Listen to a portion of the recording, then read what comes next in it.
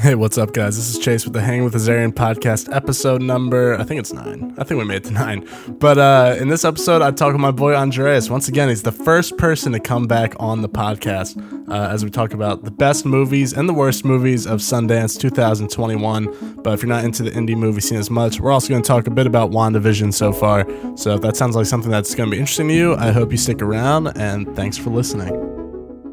We're gonna be good to go, man. This is the Hang with Azarian podcast once again.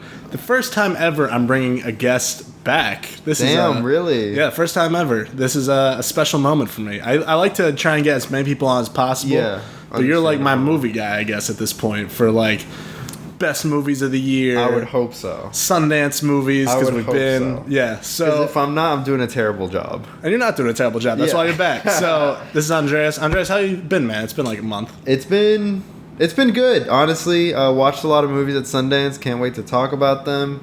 Maybe talk some Wandavision. Maybe a little bit at the end. Maybe a little bit at the end. Had a little we'll reveal. See. Yeah. Yeah. But I wanted to bring you on because we've been to Sundance together multiple times. That's where we met. Yeah, that's the first time we met, and then this is technically our third in a row together. This year it was virtual, so Andreas did come over the other day. We had a big movie day. Yeah. Came over. That's when I saw most of the movies that I got to see at Sundance this year. You watched how many in a day? I watched 8 in a day. That's crazy. That's a lot. That's insane. It's not okay at all. No, it's a weird addiction. I got exhausted after like 4.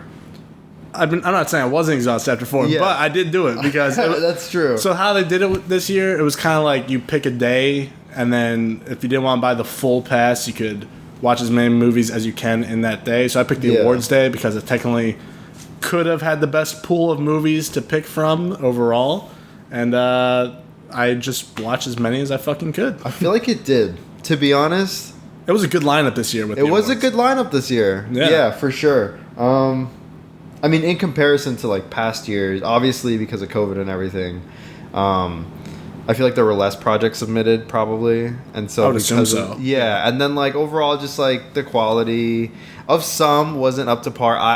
I feel. Oh, I feel the same way. Yeah, but like just in general, it was a pretty solid year. You know, I think so. I think it was. If we're comparing the 3 I've been to, I think I saw better movies in this one than the first year we went. But I don't think it was as good as last year either. I think the first year for me was more of 2019, to be specific. 2019, I think, was it was our first year, so we didn't really know what to expect from each category. Yeah. And I was also coming off the Hereditary high that premiered at the Sundance before that we hadn't been to. Yeah, so like all of that year, for me at least, was like I spent a lot of time watching midnight movies thinking that there was going to be another Hereditary. And there wasn't. Yeah. And I ended up just wasting those slots, which could have gone to something like The Farewell. Yeah. You know? So I mean, like, 2019, I mean, like, we were also just learning the ropes, figuring out how it worked. But I mean, honestly, every Sundance so far has been pretty solid, I would think. Oh yeah, I've never had a bad Sundance yet, for sure. Absolutely. And I think that's one thing, before we even talk about the movies themselves, I think we could talk a bit about what Sundance is, first of all, to people that aren't as into movies, and how they did it virtually this year compared to the normal Sundance. Yeah. So, if you don't know, Sundance is basically one of the main film festivals. It's the best film festival in terms of it's the film festival me and you would try and get into, where it's where most filmmakers get their first step into, whether it be a Hollywood director or just getting their name out there. Sundance is the most directional debut heavy festival. So there's a lot of people that have really no name. They've done a couple projects, but that's where your dream to release your first project tends to be. I would say, yeah, it's the best independent film festival in a way. You know what I mean? For like indie movies. Yeah, in terms of indie movies that stand a chance. It's not like the indie movie I'd make and then it goes nowhere. Yeah, and I mean, like, a lot of movies from Sundance unfortunately don't get to take off, but a lot do. Yeah. So like Sundance saw like Whiplash. One of my favorite movies ever. Yeah, absolutely. The Farewell, which I mentioned, Hereditary, Call Me by Your Name. Also, hold on, I'm trying like blanking. There's been a good amount, but even back in the day, like Reservoir Dogs got Quentin Tarantino started. Clerks, I believe, was at Clerks Sundance. Was there. Hold on, I literally have a tag on Letterboxd of Sundance, okay, of U.S. dramatic films that premiered there. But either way, what do you got? So I got Diary of a Teenage Girl with which is Marielle Heller. I never even saw that, dude. Maybe not the prime example, but she went on to direct Can You Ever Forgive Me, which got never saw that either. That's the most McCarthy one, right? Yeah. Okay. Really good. Okay. Definitely recommend it. So that got Melissa McCarthy a lot of attention, awards attention, because it was her playing a serious role.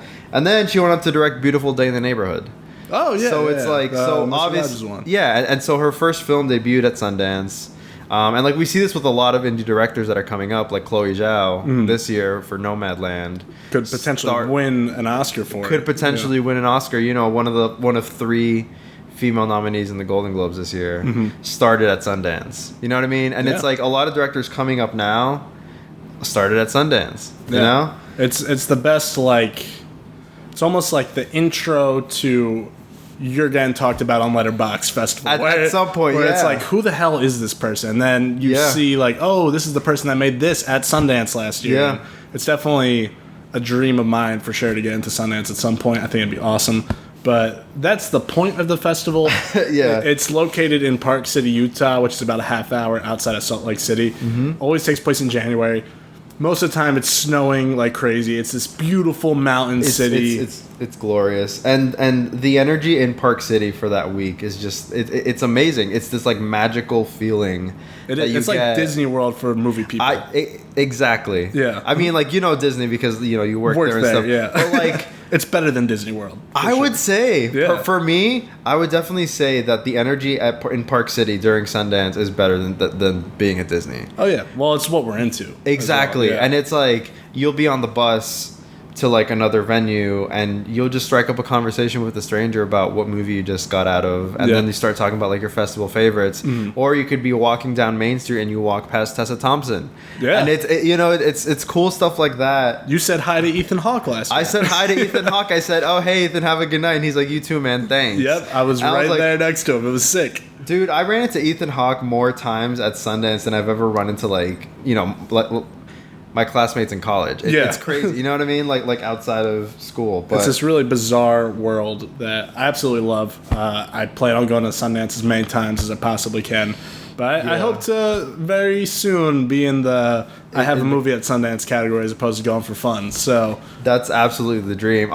Honestly, every once in a while, I'll fantasize about that moment. Yeah. Where I'm it could happen. Exactly. Where I have my family and my crew and some of my best friends there in attendance, and I'm just and you just walk up there and you present your movie. And you hope it's good. hope people like it. That's the biggest thing too. Is that hopefully there's going to be no one making a podcast about how much they hate how shitty film. It is. We'll get to it a couple of them, which is okay.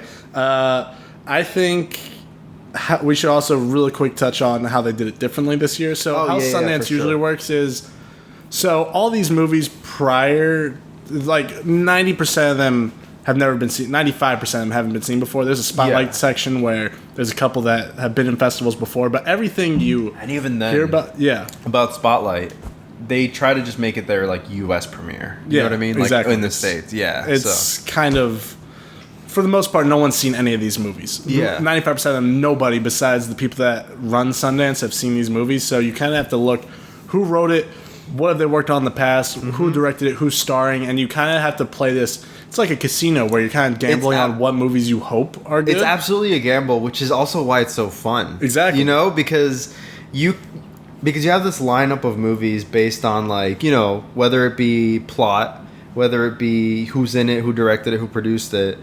But none of that means anything until you actually watch the movie. Because one thing I've learned in these 3 years is that just because someone's name is in the movie doesn't mean that the movie's going to be great.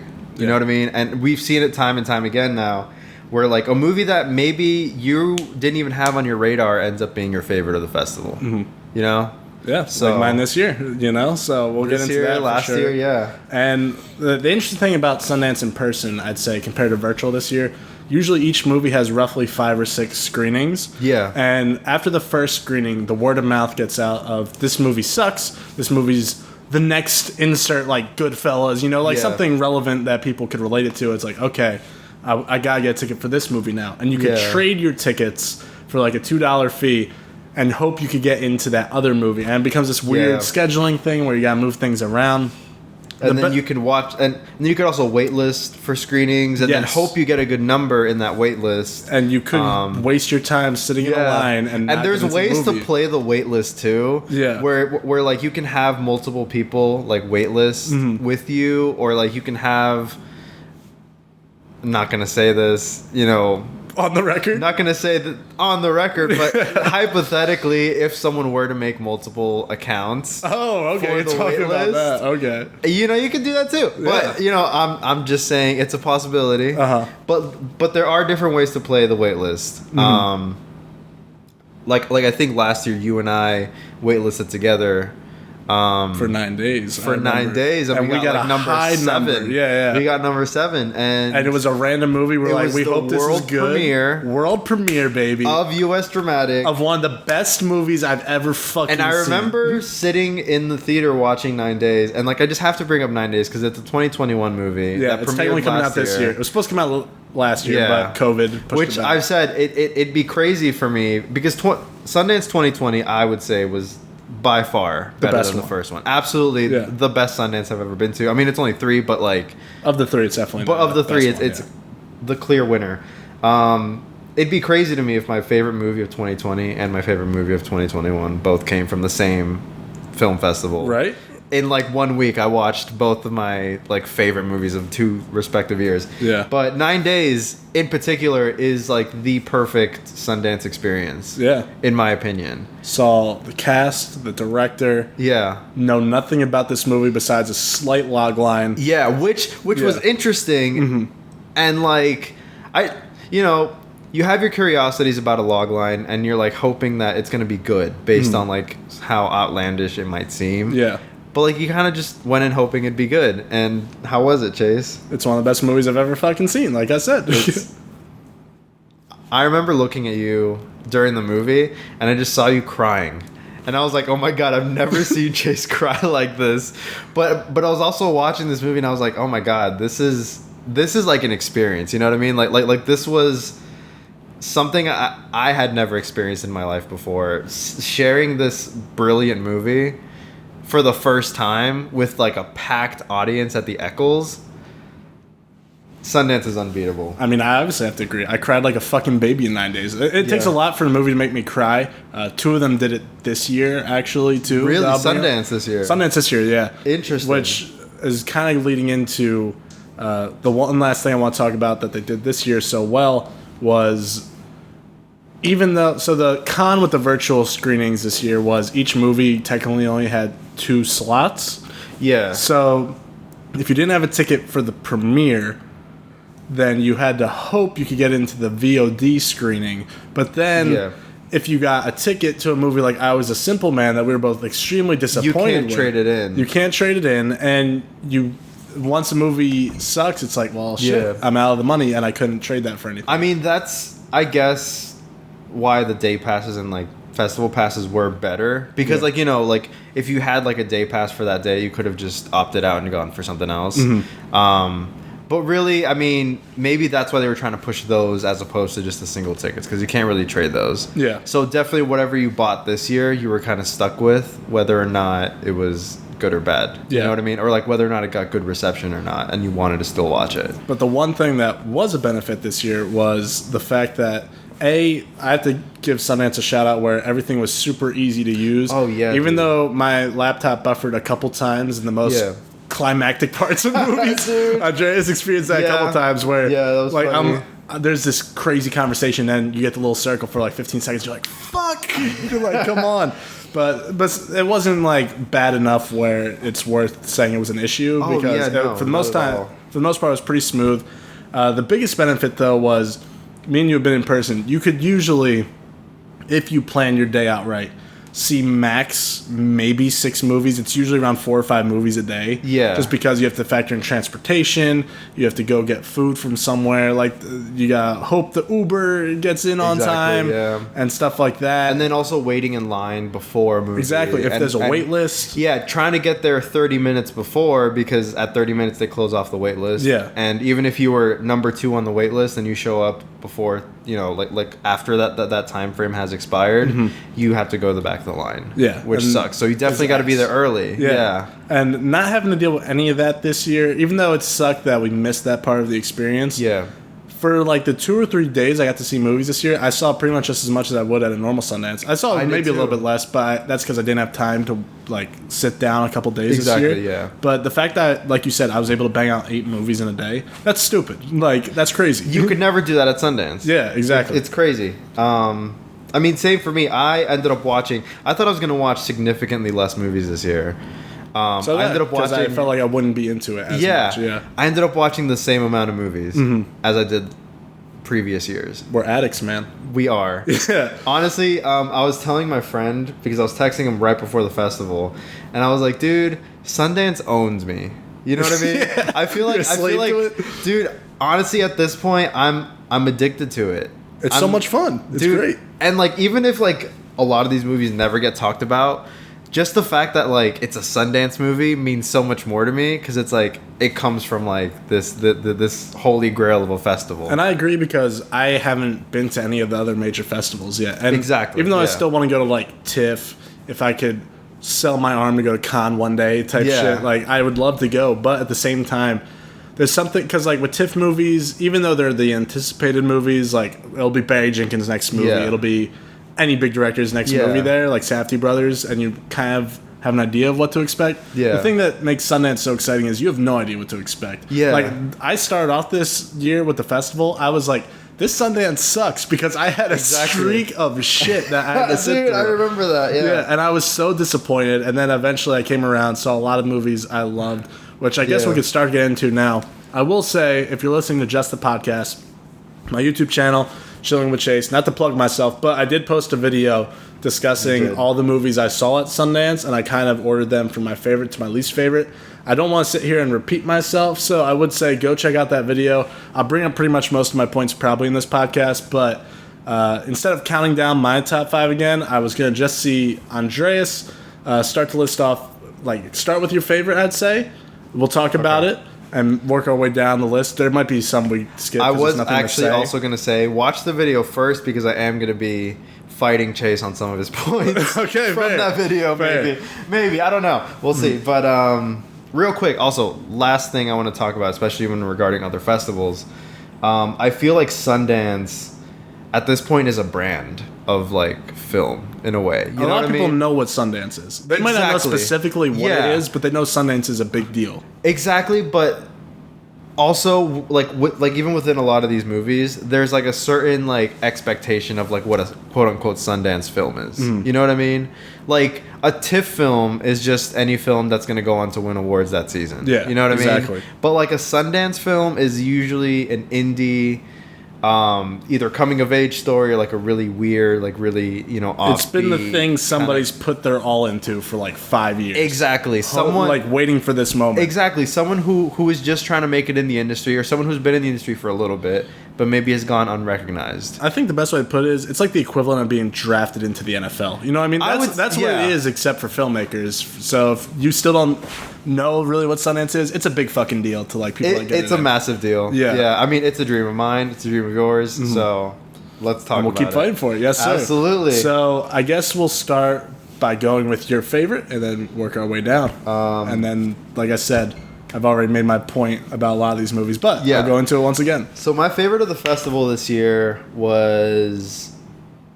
We had a talk in our last podcast about documentaries. Yes. And how I feel like documentaries, little by little, they're either growing on me, or in general, there's better documentaries coming out now. I think both of those things. At least from my perspective. I think it might be both. Yeah. But my favorite film at this year's Sundance was a documentary. It's called Flee. And it is an animated documentary about an Afghan refugee who basically escapes from Afghanistan to Russia, and then from Russia he finds his way into Sweden. But it basically just like covers his whole life journey through this really unique and interesting, cool way. Like I said about Sundance, you kind of go in with an expectation of which films you might like, and then there's some that aren't on your radar that end up being your favorite film. This is the perfect example because I had no intentions to watch this whatsoever when I saw the lineup, and then it premiered, got great reviews, and I was like, and it got picked up by Neon. Yes. And I was like, okay, I need to watch this movie. And I remember watching it, thinking like, I was just gonna like it. But I ended up loving it, and I ended up connecting with it on a level that I didn't expect to. Mm-hmm. I guess it's like kind of that like immigrant story for me, as well as like the queer aspects of it that I just love. Mm-hmm. You know what I mean? And it does such a good job at like handling these multiple layers of like this guy and his whole life journey of like not only struggling with his identity but also struggling with like everything else going on in his life. Yeah, because the physical part of the story is fucking crazy. It's absolutely insane. And like as I was watching it, I was just in shock at like everything that like these people went through. You know what I mean? And like all for the sake of finding a better life somewhere else. Absolutely amazing. Absolutely heart-wrenching. I am so excited to watch this movie again. I can't wait. I love Flea. Oh yeah, yeah. I'm glad you do. I know. I thought it was okay. I know, you motherfucker. I'm going to explain my point once again. Granted, my favorite movie of the festival, which we'll talk about in a bit, is One for the Road. Mm-hmm. I had watched this directly after One for the Road, so I was still thinking about One for the Road. Yeah, so maybe that's understandable. Maybe it has some of that going on too. It could be, but at least you didn't hate it. At least you enjoyed aspects of it. I think I completely understand why people would give Flea a masterpiece review. Yeah. Like, it's one of those things, I think because the reason the film is animated is because if this guy was on camera, he has the risk of being seen and then, like, going through all the legal actions and maybe being sent back. So, the reason it's animated, I understand. I feel like, though, sometimes the animation slowed the pace so down that I would just zone in and out of it. But the story is so unbelievable that I'm almost like, I feel like there's going to be a point where maybe this exact story is retold with actors and maybe they have a whole film in that standard regard, which I still think would be great. But it also, that's the same thing that makes the film lose its flavor. Like, I was telling you, there's this movie called Waltz with Bashir, I forget what it's called. I've heard a lot of comparisons to this. Yes, that I saw this years ago in film school, actually. Don't remember much other than it's about like these army veterans kind of retelling their stories and someone animated their stories. Yeah. And to me, maybe if I hadn't seen that, I would have dug Flea a lot more. But since I had seen that already, maybe the animated documentary thing lost its touch a little bit for me. But I still think it's a really, really interesting documentary that I just feel like I kept zoning out of. No, listen. I disagree on like the whole like maybe making it anime or like live action would be different, but I could definitely see how the animation wouldn't be for, like some people. Mm-hmm. You know what I mean? So like in that regard, I don't blame you. Yeah. Especially coming off like your favorite movie of the festival, like it could just be that was on your mind. Could be anything. Yeah. I mean, especially because like going right into another one after that. Like maybe your mind just wasn't there. For me, though, I mean, I saw this after watching Mass. Oh yeah. So you had two heavy hitters in a row. So maybe I was just emotionally already beaten down from Mass, which we'll talk about later. Yeah.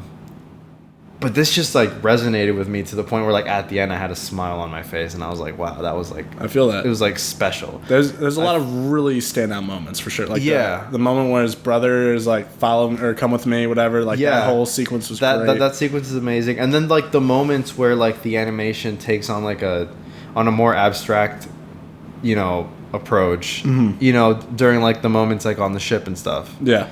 Yeah. And I don't know, bro. I'm glad you love it, man. Yeah, for sure.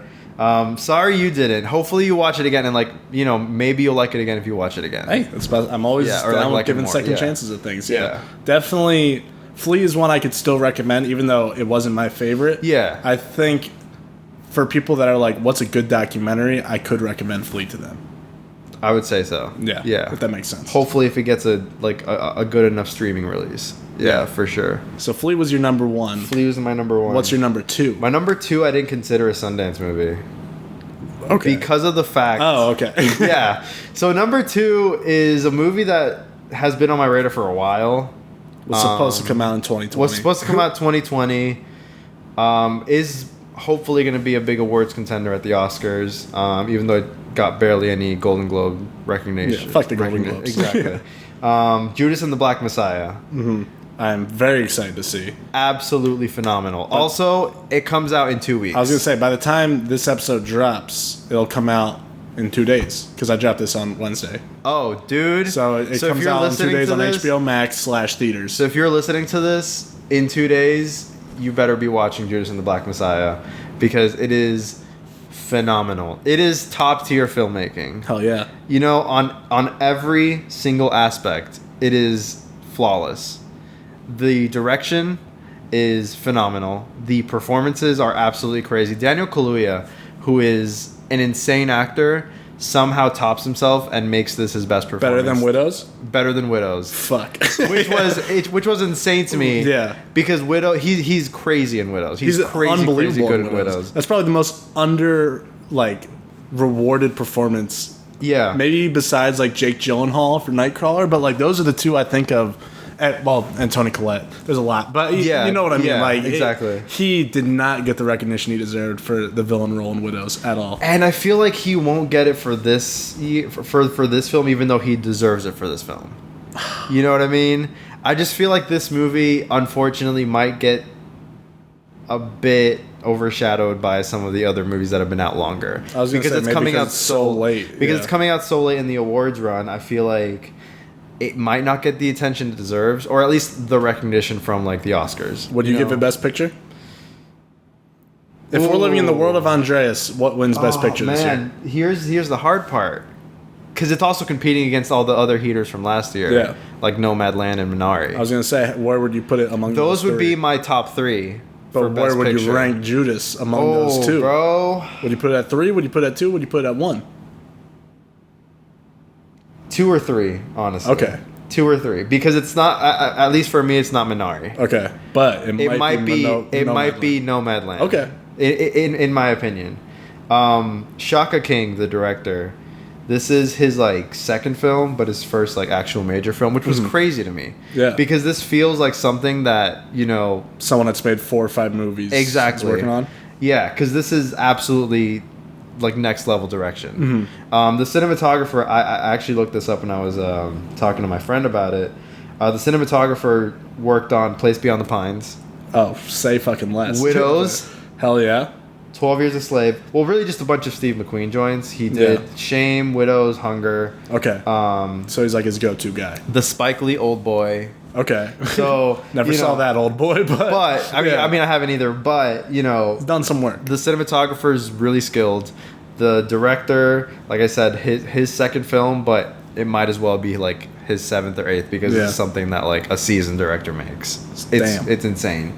And then Lakeith Stanfield, also phenomenal in this. Another guy that's waiting to be the breakout. I mean, he's already broken out, but you know what I mean.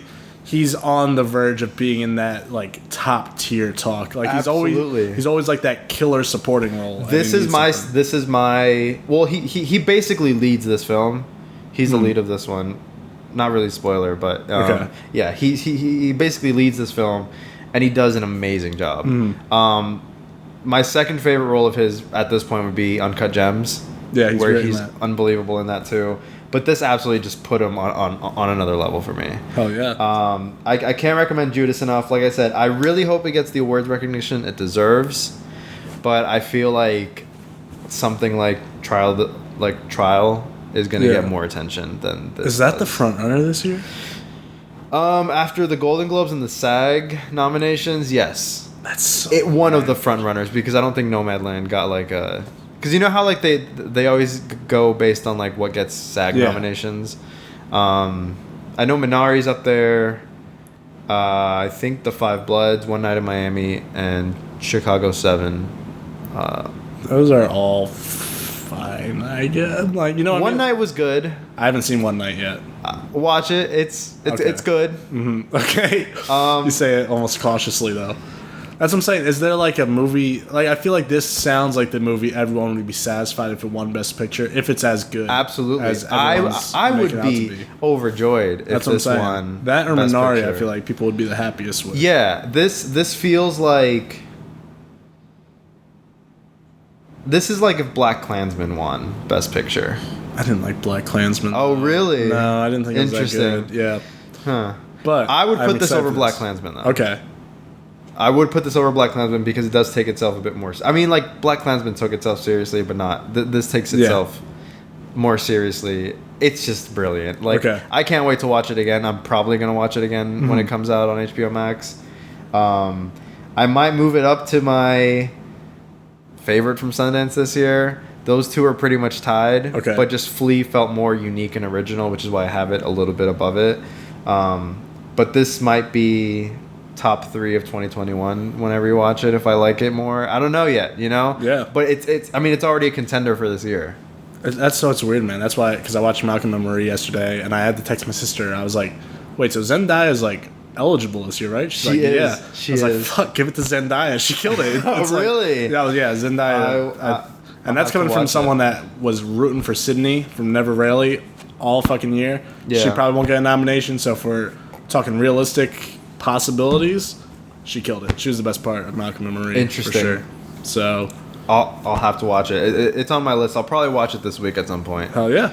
So Judas is your number 2. I can't wait to see it this week. Dude, let me know your thoughts immediately. I will. I'll text you. What's number 3 though? Number 3 is the big fish in this year's competition. Kind of like the biggest breakout movie, Coda. Oh, okay. You put it that high. Okay. Number 3 is Coda.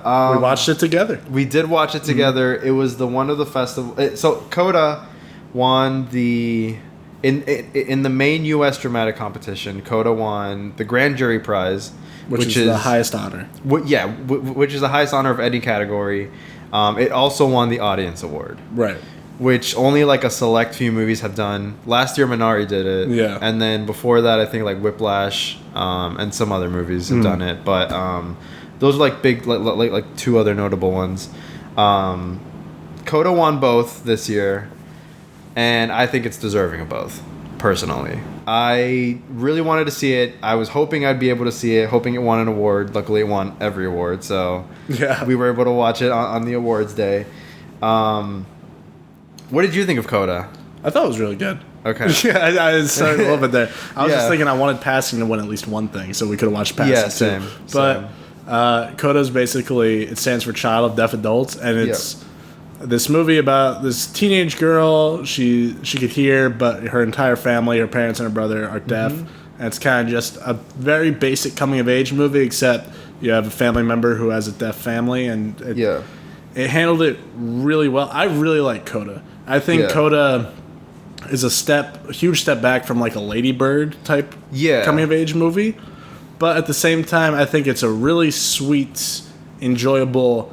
I don't see anybody disliking Coda type movie. Like Coda's the one I could recommend to basically anyone. Yeah, like my family that's not into movies. You know, I could let my mom watch Coda for sure. Absolutely. Yeah. When like talking about like the Sundance brand, I feel like this fits that. Oh yeah, this really is very typical Sundance. Exactly, this is like the Sundance. Like this is the movie you expect to come out of Sundance. Yeah, you know, and while falling into that like not stereotype, but like in that category, it still is amazing in its own right. Personally, I feel like this is one of the better coming of age stories I've ever seen. Ever seen? Oh shit. Okay. Maybe. Okay. I mean, I don't know. Like for me, it felt generic at times, but then there were moments where like because of like this girl's situation and because of her background and like, you know, having this responsibility of like looking out for her family because she's basically her family's interpreter. Yeah. So she has this responsibility that she feels like she has to be there for her family over everything else she wants to do. And, you know, like that depth is just something I don't see in like another standard like Sundance coming of age movie. Well, that's true. That's what makes this one stand out so much. Exactly, yeah. Even though the story is so basic, the characters are so lovable in this movie. Absolutely. Like, the entire family, I think the standout for me was the dad. I thought the dad the dad is phenomenal. Even though the mom and the brother are great too, the dad was hilarious. Like, there's so many scenes that...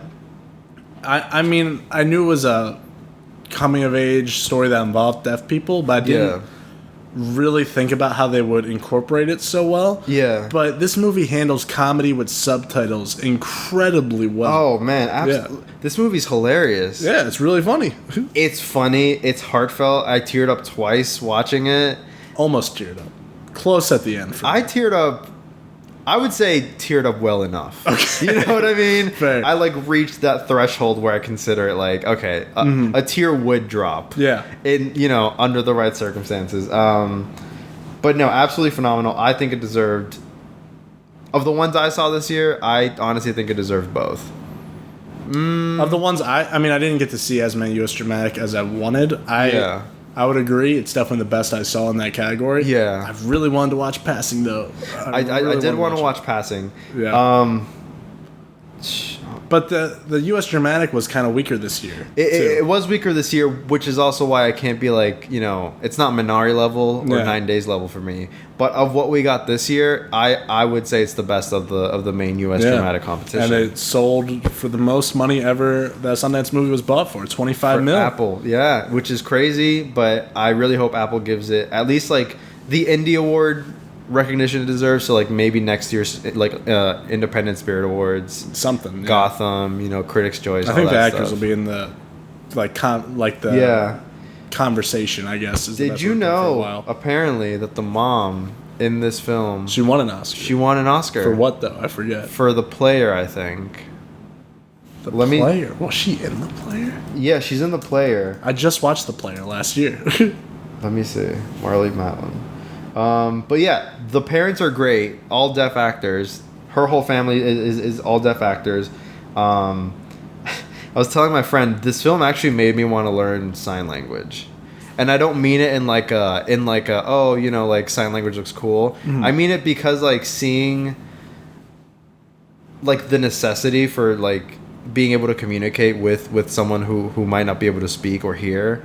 I feel like, I don't know, it just seems like something very useful and something that you know I could use to hopefully help someone's life. It made me definitely feel shittier. I feel like I was like, damn, I don't know sign language. It made me feel a little bit bad. But yeah, I mean, I want to learn it. Yeah, at least a little bit. At least just like some basic phrases. I'm shit at learning languages, but I mean, like, you just have to learn the motions. There you go. Know?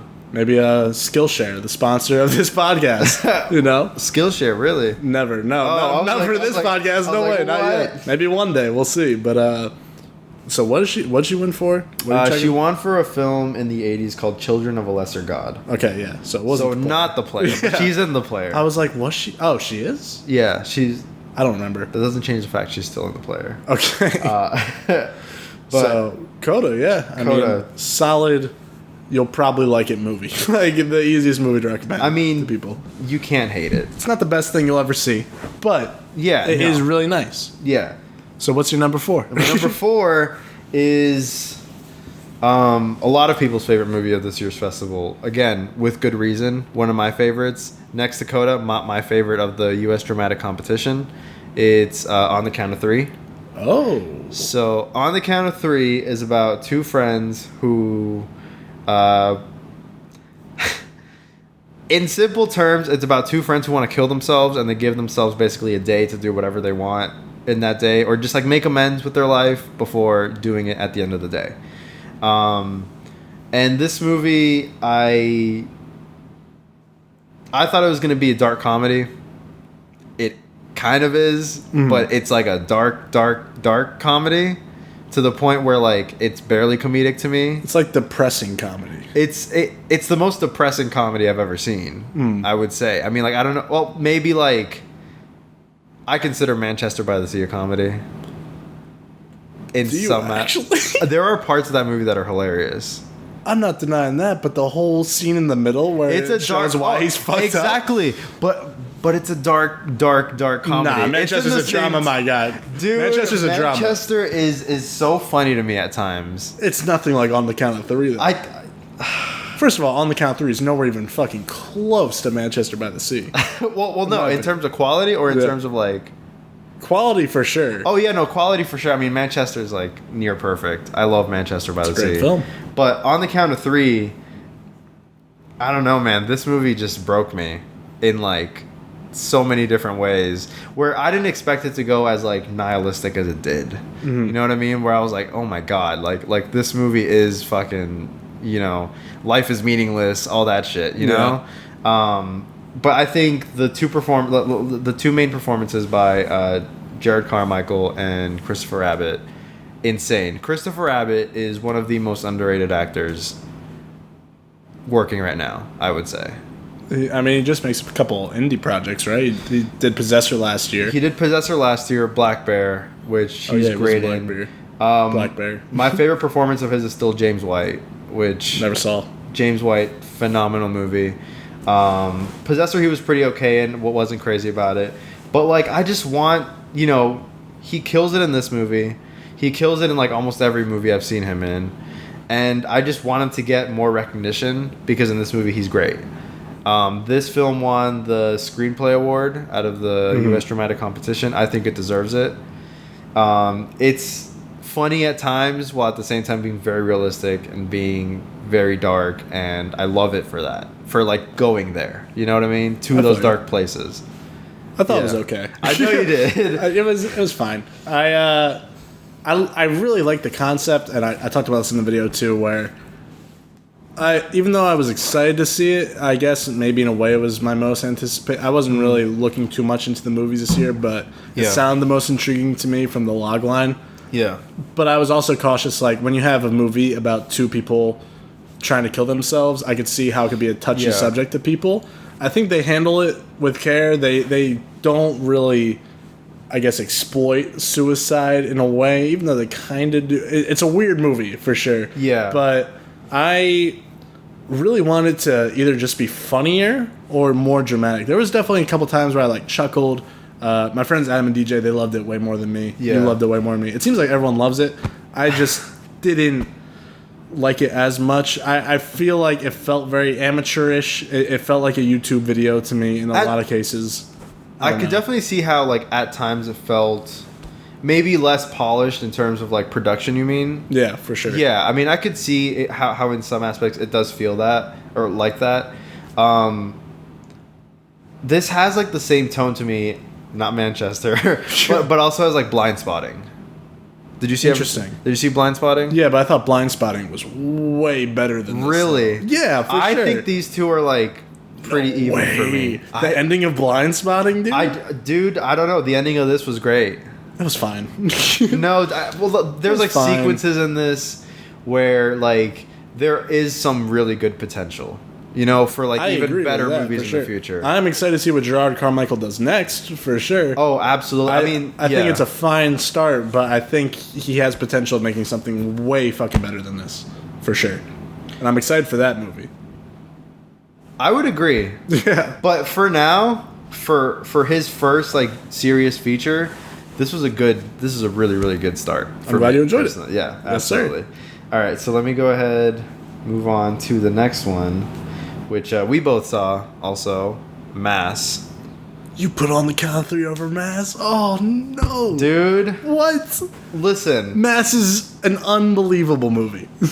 I love it. I'm glad you do. I love my entire, I would say, top 8. Okay, there you go. That's fair. But Mass, listen, On the Count of Three, again, it all comes down to, like, I guess, unique vision. Mm-hmm. And, like, I don't know. Is that bullshit? Is that a bullshit reason to put On the Count of Three over? No. Like, On the Count of Three just feels a bit more, like, unique, more like... You like unique people, man. That's it. That's fine. I like my unique you like people killing themselves more than the school shooting movie. It's okay. Yeah, it's funny because I actually do make a joke about like school shooters in On the Count of Three. They do. Yeah. So it's just kind of. There you go. Mass. Is about two sets of parents meeting each other. The one set is the parents of a victim of a school shooter, and then the other set of parents are the parents of the school shooter. Yeah. So you already could tell the tension that's going to be in this fucking movie. Yeah. But it completely destroys your expectations in terms of performances, in terms of screenwriting. I mean, I haven't read the screenplay, obviously, but the dialogue is unbelievable. Love it. It's insanely heavy. Yeah. This movie's insanely heavy. And it was on my radar kind of going into the festival, but it's one of those things where I didn't want to... It's always a gamble with, like, premieres, or just, like, in general, just, like, these movies, because it's, like, just because a premise sounds interesting doesn't mean it's going to be good. Yeah. Especially if it's all set in one location, it has a lot of room to, like, fuck up at some point. And just be bad or just be melodramatic or whatever. So I was unsure of whether or not I wanted to watch it. I wanted to wait for the initial reviews to come out and then maybe, like, buy a ticket afterwards. I actually ended up buying a ticket the day it premiered for it, because after the reviews came out of, like, the people that started it at at its time, tickets were still available for that screening. Okay. So I just bought a ticket real quick because I just had to watch it that day, because I think it was sold out like 2 days later. But no, Mass is absolutely heavy. It is one of the best acted movies I've seen of all time. Of all time. Really? Of all time. Of all time? Those were real people. They were, dude. They weren't even acting. Like, the two moms in particular, I mean, the one dad's great, too.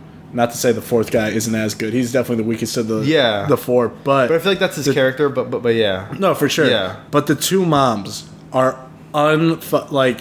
Martha Plimpton, who plays the mom of the victim of the shooter. Yeah. I haven't seen her in anything. At least, like, it like, if I have, she hasn't stood out to me. Yeah, I mean, from what I saw on her letterbox, she wasn't really... She was like a voice in Frozen 2. Yeah, like, she wasn't doing Goonies. Like... She hasn't gotten many star roles, and she really changed her trajectory in terms of career real fucking quick with this movie. Absolutely. This is probably going to be an Oscar contender next year. It has to be, right? If it isn't, then, like, I don't know what's wrong with the Academy. It has to be, out of every movie I saw this year, the most Oscar-run movie ever, at least for the performances. What's crazy to me is that this is also the director, Fran Kranz.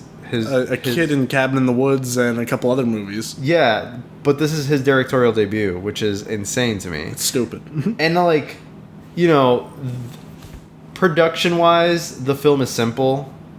Yeah. But it's everything else that's just so good, dude. I think the simplicity helps it, though. Absolutely. Like you said, it's the screenplay that just, like, takes it, to, like, star level. You know what I mean? It knows when to reveal certain pieces of information. And it also just handles the topic so well. Without, like I said, being melodramatic or being, like... Too political. Yeah, too political, too preachy.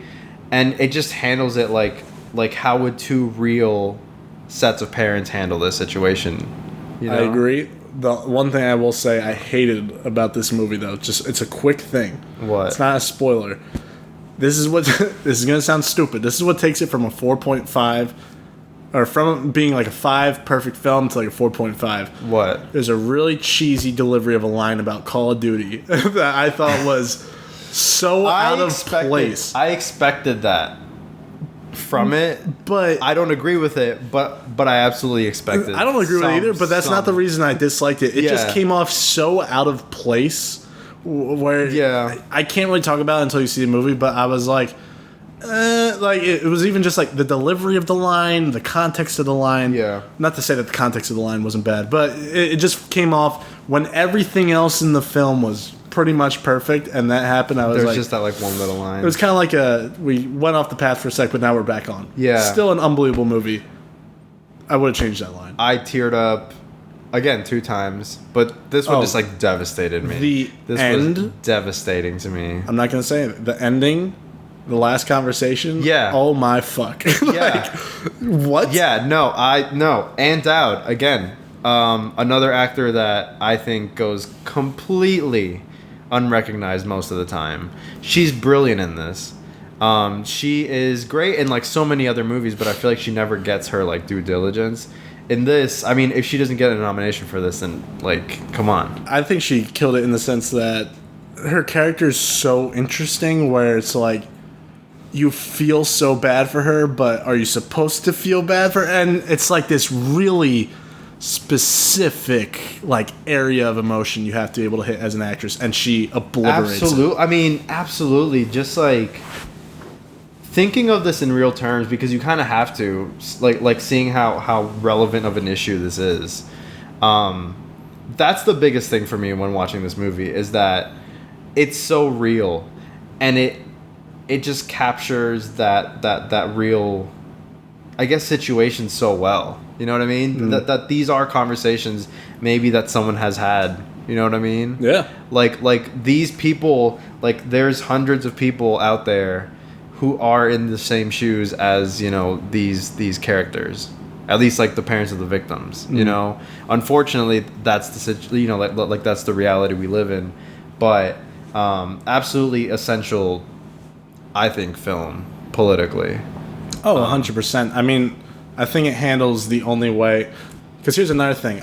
For years, I had an outline, a detailed outline, maybe I could show it to you sometime, of a school shooting anthology film. Yeah. I can never figure out how to do it. So, pretty much half the movie, I had this idea. It's kind of similar to this in the sense that one chunk of it, you follow the parents of the victim. The other chunk, you follow the parents of the school shooter. That's cool. But then there was another aspect where I was like, I don't want to show the school shooting, but I was like, how do you make a school shooting movie without a school shooting? It was very weird, because there's another movie by, I think it's Gus Van Sant, Elephant. Have you ever seen that? I haven't seen that, no.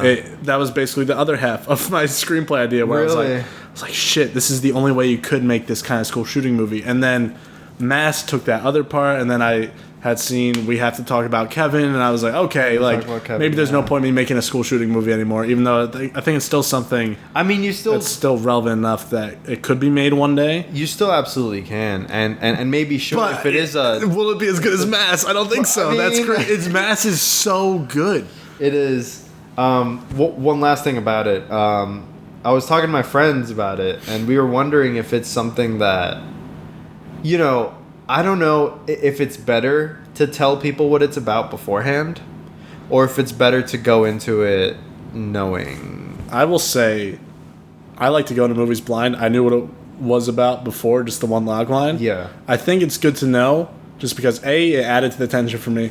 B, my boy DJ, who didn't know what it was about, was watching, and he was like, yo, I mean, I saw her in Hereditary halfway through. I'm thinking they're going to perform an exorcism. like until it was revealed what the movie was about, he was like, I'm waiting for like some demon shit to happen.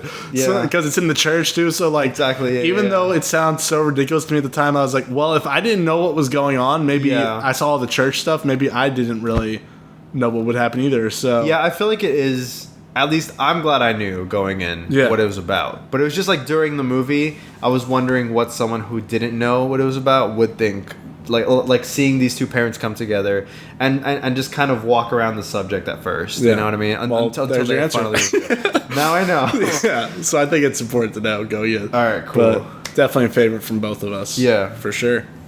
What do you got up next? So up next for me, just a really quick film. I mean, like these next few ones. So documentaries, like I said, this year in particular, I think shined for me. Up next for me is it's a Rita Moreno doc called Rita Moreno, Just the Girl Who Decided to Go For It. Oh, I missed this one. Yeah, it's really good. I loved it because for me, I just related to it on like a deeper level. Mm-hmm. I feel. So basically Rita Moreno, for those that don't know who Rita Moreno is, because I honestly barely knew anything about her going into this. I just knew she was in West Side Story. I kind of knew that she won an Oscar for West Side Story. But that was basically it. Mm-hmm. And I know she was in that in the Netflix show One Day at a Time, which got canceled and like got a lot of outrage because it got canceled. I don't even know anything about that. Yeah, so basically Rita Moreno is one of the I guess like most important Hispanic actresses of all time, for sure. Which for me is honestly massive. because like I said, didn't really know much about her, but seeing everything she went through as like a Hispanic woman in the film industry, especially around like the 50s and 60s, where like so much of it was just like, you know, it was a white man business, you know, like a white male business, and she was basically just seen as a sex object for most of her career at that time, but still like persevering and like eventually breaking out and making West Side Story. And even after that, she like hardly got roles, you know what I mean? So just like hearing her story and like how she's managed to persevere and have this like, you know, this 70-year career, or well, is it 70? Might be 70. West Side Story came out so long ago, dude. So I think it was like 70. I think it's been 70 years, which is crazy to me. Yeah. Because I wanted to say 50, but I'm like 70. It seems more like it. I got a call. Hold on. But yeah, she's managed to just make this lifelong career for herself. She's won an EGOT, which is an Emmy. She's won a Grammy. She's won an Oscar, and she's won a Tony. And you know, she's done so much for the Latino community, and to me, it just meant a lot. And then like in the film, they interview her, and she's just such a like radiant, amazing, kind, sweet person. And it just, you know, I just fell in love with her. And the film itself, it's a pretty standard documentary, but it's more so her that I ended up loving. You know what I mean? Because she's such an interesting person. She's such an interesting topic. And she's just an amazing, amazing person. She reminds me of my grandma. Okay. If my grandma was rich and you know, a super famous actress. Grammy. Yeah, exactly. Yeah. But no, definitely something I recommend to people who are, you know, maybe just have a curiosity, or like to like any Latino people looking to get into the film industry, or just like honestly, if you're looking to get into the film industry or like care about film knowledge or film history, just watch this doc. You know, maybe I'll check it out. Yeah, it's a cute little documentary. Yeah. So that was 5. That was 5. No, that was 6. Oh, that was 6. That was 6. Mass was 5. 7 is a documentary we watched together, Summer of Soul. Oh, you put that high. I put it up here. Well, it's kind of interchangeable with the next one, which that one we also have to talk about. I'm excited. Okay. But Summer of Soul is the big winner from the documentary section this year. It won the grand jury for that, and it also won the audience in the documentary category. Directed by Questlove. For those that don't know, Questlove is he's part of the Roots, right? You're asking me? I don't know shit about music. That's the thing. Okay, well, yeah. Well, I'll take your word for it. Well, Questlove's great. This is his. I'm pretty sure this is his directorial debut. That I know. Yeah. Basically, what the Summer of Soul is about is this festival in 1969 called the Harlem Cultural Festival. And it's this festival that only happened once, and all the recordings of it were basically just vanished from anyone's knowledge. And finally, after 50 years, they've come to light.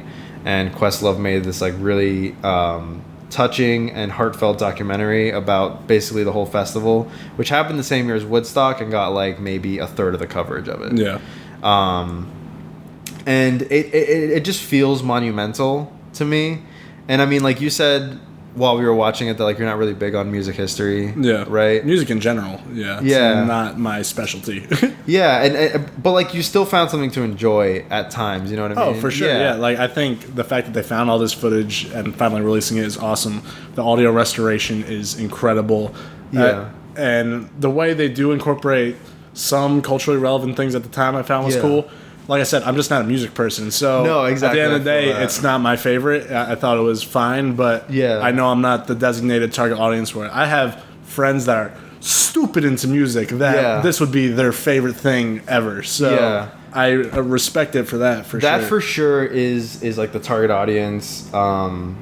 Is people again who care about like music history, love music history. And like also Black history, because this feels so significant to like, you know, Black history. It feels significant to music history because you had all these like big names at the time. Yeah, they said multiple times. It's like, this is Black Woodstock. Like this is what it was. You had like Stevie Wonder, B.B. King, Nina Simone, like all these huge names performing at this festival, and for it to just vanish from like from like the public knowledge altogether. It's so bizarre to me, but like at the same time, like now I'm glad that like, you know, it's been restored so well, and that like the audio is amazing and like the video is amazing, and that like now we can watch these performances and learn more about this part of history that's just kind of been erased for so long. Yeah. So that's why I loved it. It just felt significant, and it feels very relevant and important. Definitely a good ass double feature with Judas if you watch both of these back to back. Also really interesting. My friend compared this to Apollo 11 in terms of like the restoration. I never saw Apollo 11. Apollo 11 again, crazy restorations. I watched it in theaters, and I was like, wow, like this looks pristine. Yeah, like it looks super good.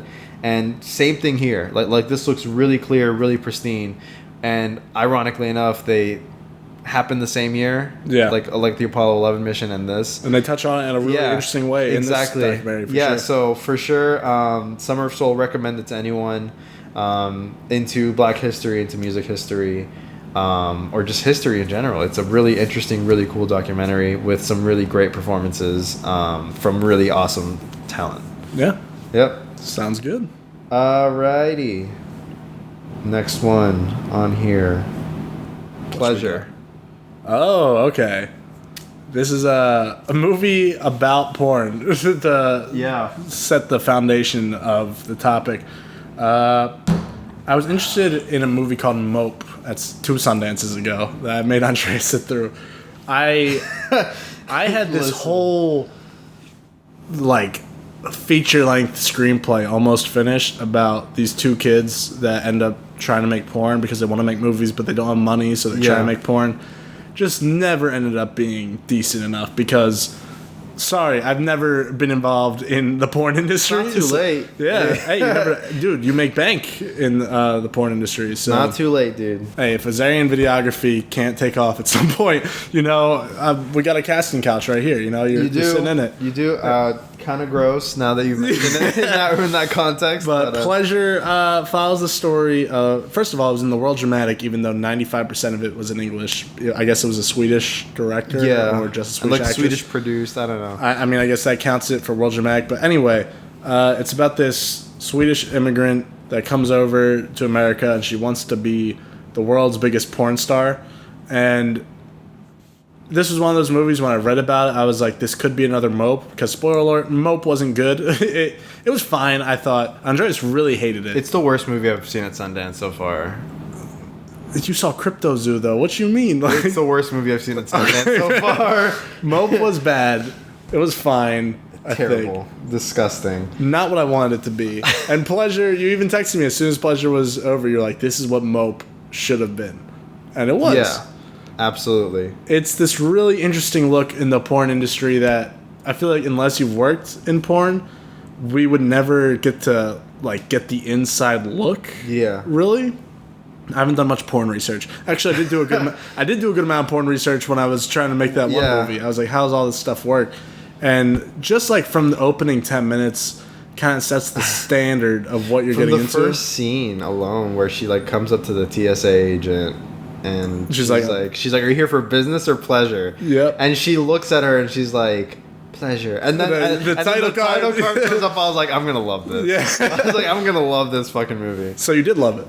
I love Pleasure. Mm-hmm. I think this is the porn version of Neon Demon, which I'm also a huge fan of Neon Demon. Neon Demon I think is way better, but I could see where you're coming from. In terms of like story, for sure it's up there. I would say I like certain aspects of this more than Neon Demon, but there's obviously aspects of Neon Demon that I love. This is a bit more character-ish driven too. And that's what's so incredible about this movie to me is that I thought it was just gonna be shocking and like gross for like the sake of being that. Like Mope. Mm-hmm. But like, oh God, Mope. You just got Mope back in my head. Yeah. And immediately I just want to get it out because it's so dirty and grimy. But Pleasure is dirty and grimy in like its own way, but like it works for this movie because it shows you this like unflinching view into the porn industry. It, you know, wherein and you know, I'm just gonna keep making this comparison now because it's there, but wherein Mope gives you that like filthy, quote unquote funny look into the porn view, this just gives you like a dramatic, like honest portrayal of like what women in the porn industry have to deal with sometimes at the hands of like, you know, dudes who like amateur porn directors compared to like, you know, like a more professional like industry person. And then there's like aspects of like friendship in this that I also absolutely loved, and like, you know, it's those like tender humanizing elements that just put this over the edge for me. And like certain parts of the movie are like extreme, they're really hard to watch. There's one scene in particular where I was just incredibly uncomfortable. And like it's necessary for this movie, you know what I mean? Because, you know, like you would think a movie about the porn industry would go a certain way, or like, you know, like I guess I didn't expect the depth from this. You know what I mean? I expected it to be maybe shallow and just maybe just really over sexualized because it takes place in the porn industry, but it's not. It's sexual when it needs to be. It's over the top when it needs to be because that's just like what the industry is. Yeah. But when it's human, it's really human. When it's cool, because it is cool at times too. Yeah. Like at the expo, I thought that scene was dope. Oh yeah. Yeah, where she I guess it's not really a spoiler, but there's like a scene where she's trying to like get her name out there, and she sees this like other girl who's like A-list porn star. Yeah, who's already. Like an A-list porn star who's like getting all the attention. So what she does is she basically walks in front of the cameras and starts making out with her. Completely unannounced. She just shows up and like starts doing this, and then like I was like, damn, I was like, that's a power move. Like that's sick. So it's like moments like those where I was like, all right, that's pretty dope.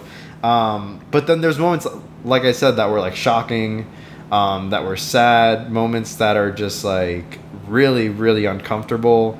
I think it's a really good movie, and this is the director's debut. I think Nina Thyberg is her name. It's a bold debut. It's insane. Do you think she directed real porn before coming into this? I don't know how she got, or like how she did the research for this film. Had to have been at least a cinematographer in porn. I would really love to maybe worked interviews. Closely with like porn stars and like, because there are porn stars in this film. I was gonna say some of them. Well, someone's name was like Cock. Chris Cock. Yeah, Chris Cock. I was like, okay, he's probably a real porn star. I'm glad everyone collectively that has seen this movie had the same thought when they saw the name Chris Cock. Yeah, I was like, oh shit, okay, we're getting in here. I don't know what kind of release this movie's gonna get, because it's gonna be on Pornhub Premium. Where else is it gonna be? I mean, it's extreme, and like it's for sure NC-17 at least. Well, I mean it's got it no other porn. Like if you think, oh, they shoot around porn, nah. The first scene is a porn shoot. Like there's a lot. It's everything. It's very, very unflinching in the way it shows everything. Yeah. But I think that's what makes the movie so good. Like here's what I want to get your take on. I think everything revolving around showing you this world was done perfectly. Absolutely. Couldn't have done it better. Yeah. Did you ever buy for a second this girl actually wanted to be a porn star?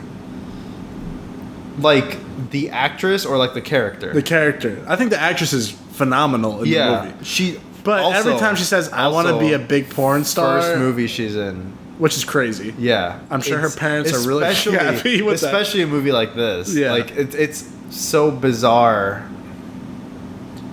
But hey, I'll be on the lookout now. Good in it. She's so good in it. She's stupid good. But the character, besides saying, I want to be a big porn star, I never bought for a fucking second she actually wanted to be involved in the industry. That was the only thing that kept it from being an unbelievable, like, borderline masterpiece to me. I think she likes the power that comes from, like, being in the industry. I don't know. You know what I mean? That's why I wanted to figure out. I was like, I don't know if I got that sense from the character, but Pleasure's still one of my favorites. I think I put it like my 4th favorite of the festival. Like, it's still one of the best. It's great. For sure. It's great. Yeah. So we talked about the porn movie. Well, I talked about the porn movie. What's your next movie? So the next movie, I think you should introduce, seeing as it's your favorite. Oh, the One for the Road is an absolute banger. Unbelievable movie.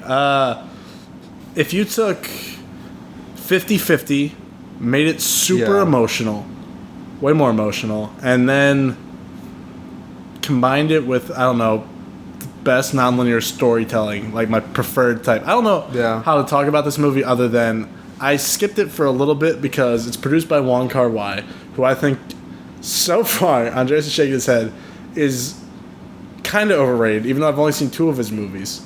Thought Chungking Express was fine. Don't remember a damn thing about it. In the Mood for Love, also just kind of fine, I thought. Okay. So I was like expecting another type of movie like that, and I admittedly have to watch like Fallen Angels, like all these other Wong Kar-wai movies. But oh my fuck, is this movie so good. I cried like a baby at the end. This is like the 3rd act of this script that I've been reworking. So basically I have this script, the 3rd act. You've just been, all of your ideas are just being taken I know, that's why I have to start putting them out, man. I have to start like stepping up my speed game because shit. It's like I just almost finished a reworking of this 3rd act where it was like this road trip of these 2 best friends because the one knows he has cancer. He's like, I just really want to go on this fucking road trip. I've had an idea similar to that. Didn't have every element of this movie, but enough of a foundation where when I saw the introduction from the director, I was like, oh shit. And I don't know, man, the movie just really speaks to me. He based it off his best friend who just died of cancer. He tried to make the movie before his friend died so the friend could see the movie. The friend unfortunately passed away before. Dude. I think this movie is super fucking incredible. I love it. A lot of people are not going to like the second half. That's fine. I love the second half regardless. I think it's one movie I could probably watch every 6 months for the rest of my life. I really do. Absolutely loved it. One of the best Sundance movies I've ever seen. A little under 9 Days. 9 Days is still the best Sundance movie I've ever seen at Sundance. One for the Road's right under it. What about Never Rarely? Never Rarely's under those. Under those? I'd put Never Rarely under Mass as well. Okay. Yeah, and maybe under Nightingale. Nightingale was a standout when I saw that. But I think Nightingale's a standout because of the experience we had watching Nightingale. Someone almost fucking died when we saw Nightingale in the theater. That was Should we tell that story real quick? Yes. So we're in we're in this movie, The Nightingale, which is one of the content warnings before they checked your IDs, which never happens. So we're sitting in this theater, and someone yells, "Turn off the movie!" Like, stop saying anything. Yeah. Like, I don't know how to describe it. So someone stands up, pause the movie, like, get help, and I think there's a gun in the theater or something. Dude, like, I mean, our first Sundance, this was like our third screening or something. Ever. Yeah, and so for that to happen, and like a guy was in cardiac arrest during a movie that was already talked about as like really intense and really graphic and like just extreme, and then for that to happen, I was like, this is crazy. This is nuts. Yeah. So the dude was it a stroke or was it a heart attack? I think it was cardiac arrest. Okay. Either way, something that shouldn't happen at a film festival happened to this poor guy because the theater air conditioning wasn't on, even though it's still snowing outside. It was just a bizarre experience. It was crazy, and then we just went back into the movie. Yeah. And then 2 years passed, and here we are talking about One for the Road. Nightingale is still one of the craziest theater experiences I've ever had. Besides the time there was a guy smoking a joint in Sicario 2 when I was in Jersey. That was weird. Oh, dude, Sicario 2 is a movie I would probably need to be high as hell to watch again. It was very boring. Yeah, exactly. And those guys made it more exciting. There were two Scottish guys behind me. Did he get kicked out, or what happened? Yeah, he got kicked out. Jesus. And then there were two Scottish guys behind me that were like, "Oi, what are you doing over there?" I was like, "What are two Scottish guys doing in Jersey? What?" Watching Sicario 2 of all movies. But yeah, One for the Road. One for the Road. What do you think? So One for the Road was the first movie I watched at this year's Sundance. And I remember watching, like sitting. I was super excited to watch it because it's like, finally I get to experience Sundance again. It's my first movie this year. It's produced by Wong Kar-wai, which I love. Mm-hmm. Like, Chungking Express is one of my favorite movies of all time. I have to rewatch it. I will agree that In the Mood for Love didn't really hit as hard as I wanted it to. Mm-hmm. But Happy Together also really great. It's on my list. Okay. So One for the Road, I was really hyped for it. The first act, phenomenal. The first half, actually, phenomenal. Agreed. Like 5 out of 5 perfection. Of course. For me. The second half lost its focus for me. And I know you love it, but that's where it lost me. And I was really into it, and then after that second half started, or after a certain moment starts, it just kept going and going and going, and I was like, okay, I want to get back to the original aspects that I loved about it. And it kind of got there again, but not soon enough for me. Okay. Like I said, I still love the movie. I just think it could have done with maybe 10 minutes cut out of the middle. Really? 10, 15. I wanted 10 more hours. No, dude. I want to live in this movie, man.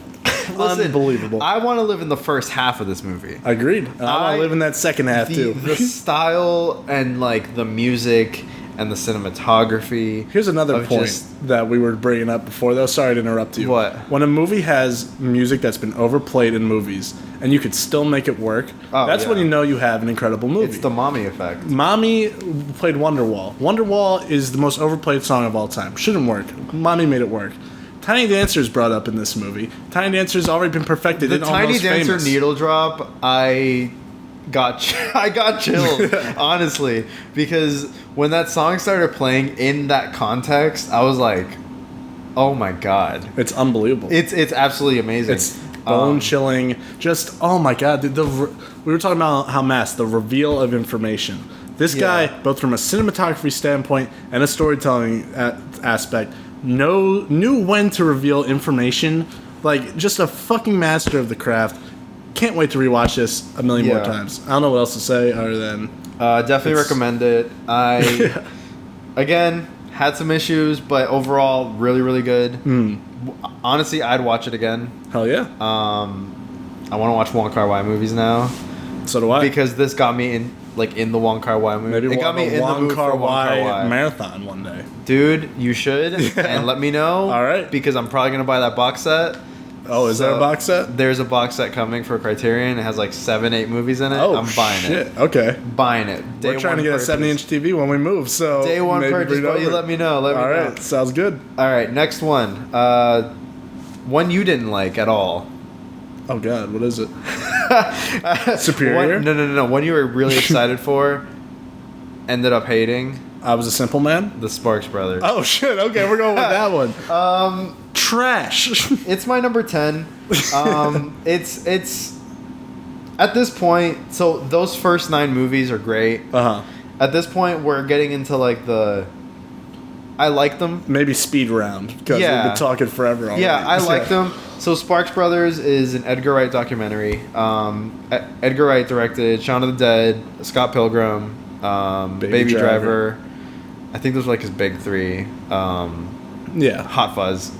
Phenomenal. His best movie still. But Sparks Brothers is his first documentary about this band called the Sparks, who I had never heard of them. No one had ever heard of Exactly. No one has ever heard of the Sparks, except apparently everyone has heard of the Sparks in the documentary because he interviews a ton of people who love the Sparks. Basically, the Sparks are the original indie act, where they never really broke out, and to this day they still haven't broken out in their 50-year career. Yeah, they still have an absurdly long career. Exactly, but they still haven't broken out into the mainstream, and they've always just kind of lived in this indie, indie music sphere. What I liked about it was the direction, because Edgar Wright's direction is evident in it. The beginning is amazing. That's when I was in. Yeah, I was like, this is absolutely an Edgar Wright documentary. I also really loved the Sparks themselves. I thought they were really interesting and really cool and really quirky. I No, you didn't like them. You didn't like the Sparks. They're fine. I mean, like I definitely relate to struggling artists, but I was like, yeah, this is Bohemian Rhapsody, the documentary. No, that's all they do. Bohemian Rhapsody. Okay. All they did was let's make this song now. Let's make this song. All right, I'll get Sparks into that. Brothers is like, here's this album we made in a second. But like, what I loved about them is that they've kind of reached this point in their career where they are comfortable just doing what they love. And they don't try to fit into whatever was popular at the time. I mean, they tried at a certain point, but they've always just kind of been true to themselves, and they've always just been so passionate about music that they never stopped making music. No matter who listened to it, and I love that. Yeah, I didn't need a 2.5-hour documentary about it, and that's my issue with it, though. Yeah. And listen, I agree. That's my issue with it is that it was way too long. So long. We don't need 5 minutes on every album that they ever recorded, but here we are. You know, I'm spending 5 minutes talking about every movie I watched at Sundance, so maybe, I don't know. Maybe. But you know, it's entertaining. It's good. It's number 10 because it is so long and because it does drag on for a while. But had it been a little bit shorter, I probably would have liked it a bit more. Even then, it's a solid documentary. I enjoy the Sparks. I probably wouldn't listen to them all that often. But I love Edgar Wright. I love Edgar Wright too. This is the only movie this year that put me to sleep, so I think that's enough. I'm not a music guy, like I said before, so I wasn't interested in that. Also, I'll just say Edgar Wright's my favorite director in terms of personality.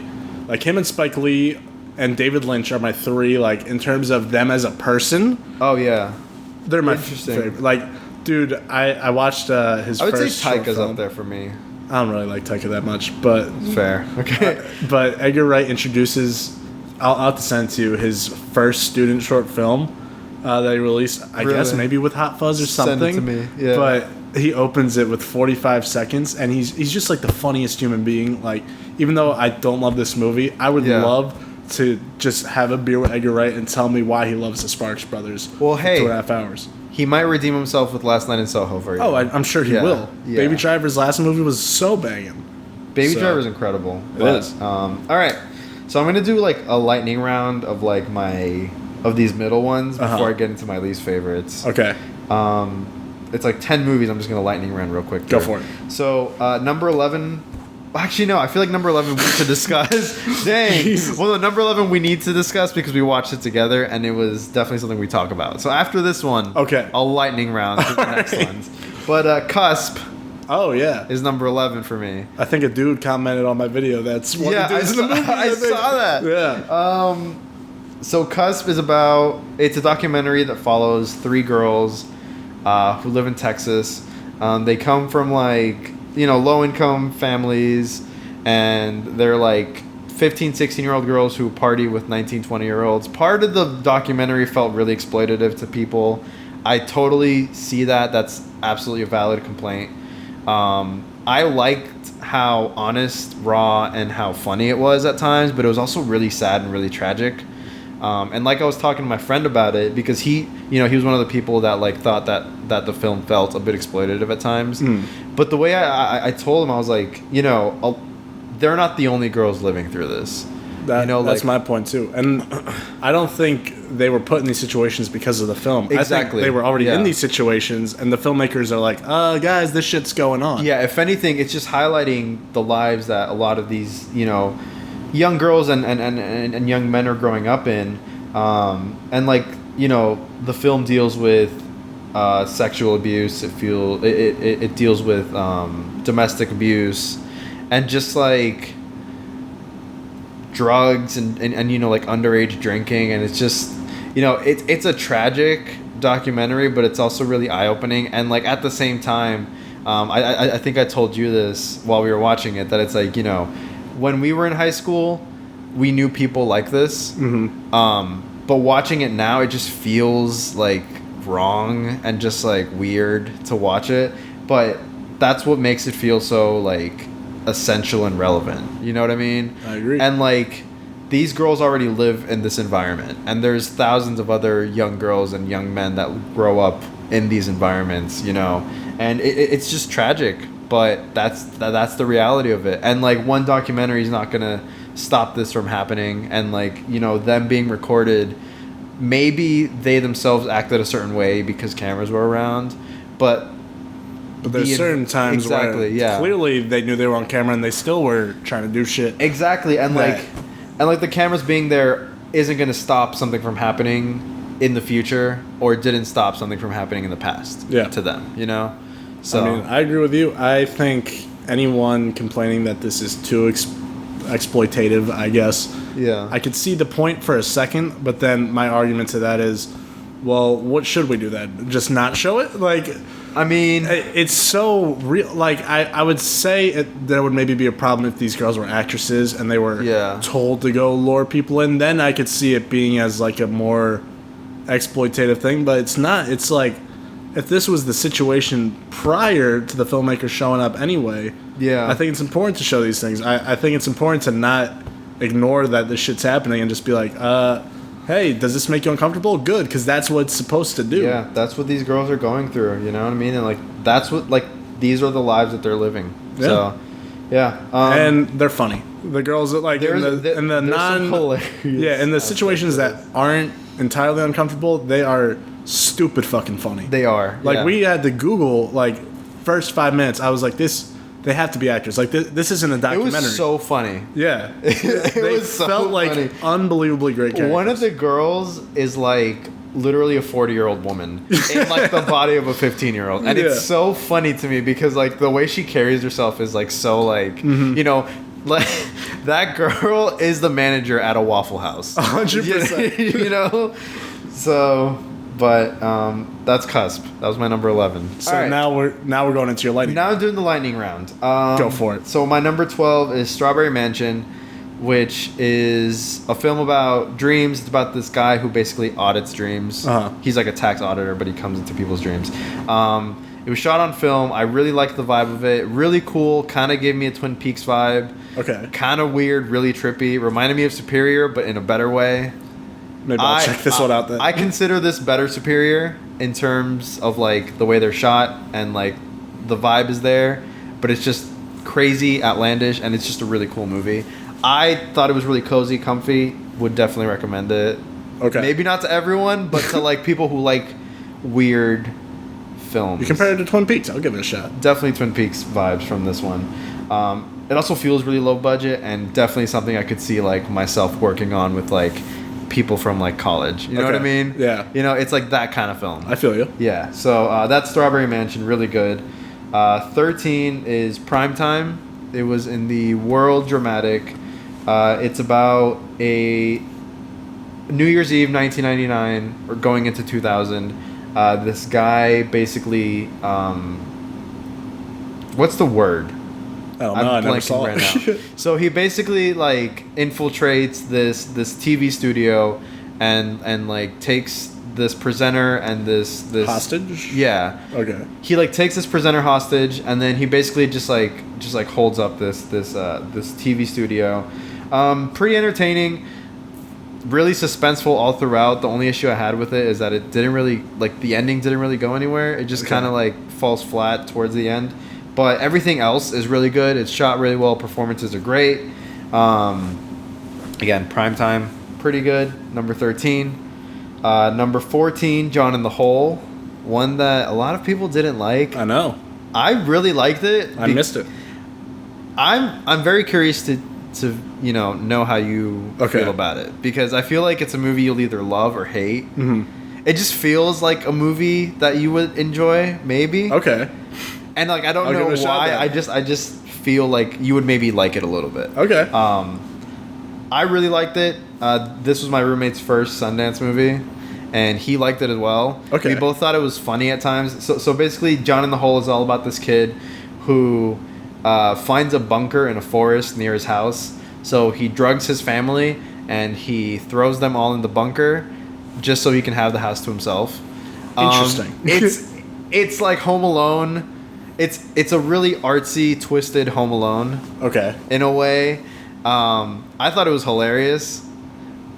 Even though I don't know if it's supposed to be hilarious, But I thought it was really the concept funny. makes it sound like it's exactly supposed to be, like I thought it was hilarious. You know, okay. Like I thought it was really funny. I enjoyed most of it. Like a lot of people are just saying it feels empty and hollow. That's true. Okay. But it's also enjoyable because it is funny to me. So, yeah, John and the Hole, pretty entertaining. All right. Number 15 is Together, part of the U.S. dramatic. It's about this single father-to-be who basically gets a surrogate. And so it just explores a really interesting dynamic between, like, you know, a surrogate and, like, a single dad. Where, like, normally surrogates are for, like, couples who, like, can't have kids or whatever. But this just is, you know, it's like a really interesting perspective into, one, like the whole process of getting a surrogate, which I had no idea how that worked at all. And then it just explores that really unique dynamic of, like, what if a single dad wanted to have a kid, you know, and, like, he didn't have a means of doing that. Interesting. Yeah. So, I mean, like, it's a really cute film. I wasn't really feeling it at first, but by the end, I actually really, really liked it. Okay. I got to really like the characters and just, like, their friendship evolves in a really cute way where, like, it doesn't go, like, romantic or anything. It's just, like, two friends, but then, like, obviously one's having, like, this baby for him. Yeah. So, really interesting, cool dynamic. Recommend it. It's, like, a cute movie. It'll probably be on streaming. It's, like, maybe, like, a date night kind of movie. Maybe just ends like there. Yeah, ends there. That's it. 16 is Rebel Hearts. It's this documentary I watched at, like, fucking 10 a.m. on the day I got the day pass. That Saturday. Mm-hmm. I woke up at 9:30 because I wanted to watch one more movie before my day pass ended. And then this was getting good reviews, so I just watched it. It's just this movie about these nuns who basically just this movie about these nuns. It's a movie about at 9:30 in the morning. Yeah, I know. It's this nun movie that I watched at, like, 9, right after, or like, you know, the day after watching Pleasure. Okay. I went from the porn movie to the nun movie, just like that. Movie. It's about these nuns who basically went against the church because they wanted to be more progressive in certain aspects. It's a really cute documentary, really uplifting. That's basically it. Would recommend it for anyone that is into nuns. That's not me. Yeah. 17, a movie Chase absolutely loved. Yeah. Superior. Oh, no. No. Dude. What do you like about it? So Superior is, I mean, like, I didn't love it, but it's... What did you like about it? I liked it. Yeah. I liked it. For me, I just like the style of it because, you know, I'm a very style over substance guy where I'm willing to forgive a movie if it's shot really well. And I think shot really well, though. I don't know. For me, it's the 16 millimeter look of it that I just... there's a vibe. But it looked bad, though. I love 16 millimeter. They made it look bad, I was talking to my friend about this movie because I told him you hated it.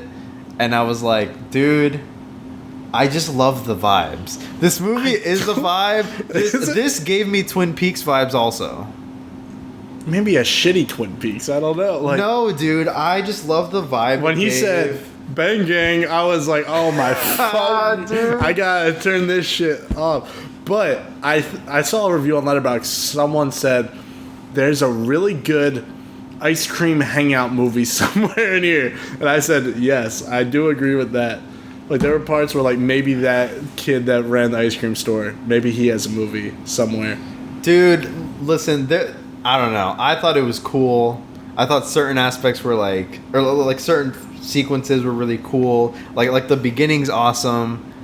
What's the way it starts with, like, her running in the street and why? Just that, like, no. I don't know. It just it's that really campy 70s cult movie feel that I just loved. Fair. You know, I just love that about it. I just wish it was more like The Short, even though I didn't like The Short. Yeah. The Short was way cooler. I mean, the movie itself doesn't go anywhere. Exactly. I mean, it kind of does, but, like, I wasn't into it all the way through just because it does get really slow towards the middle.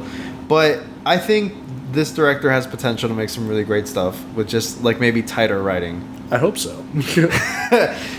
18, another movie Chase loved, bro. Crypto Zoo. Oh my god, Crypto Zoo is...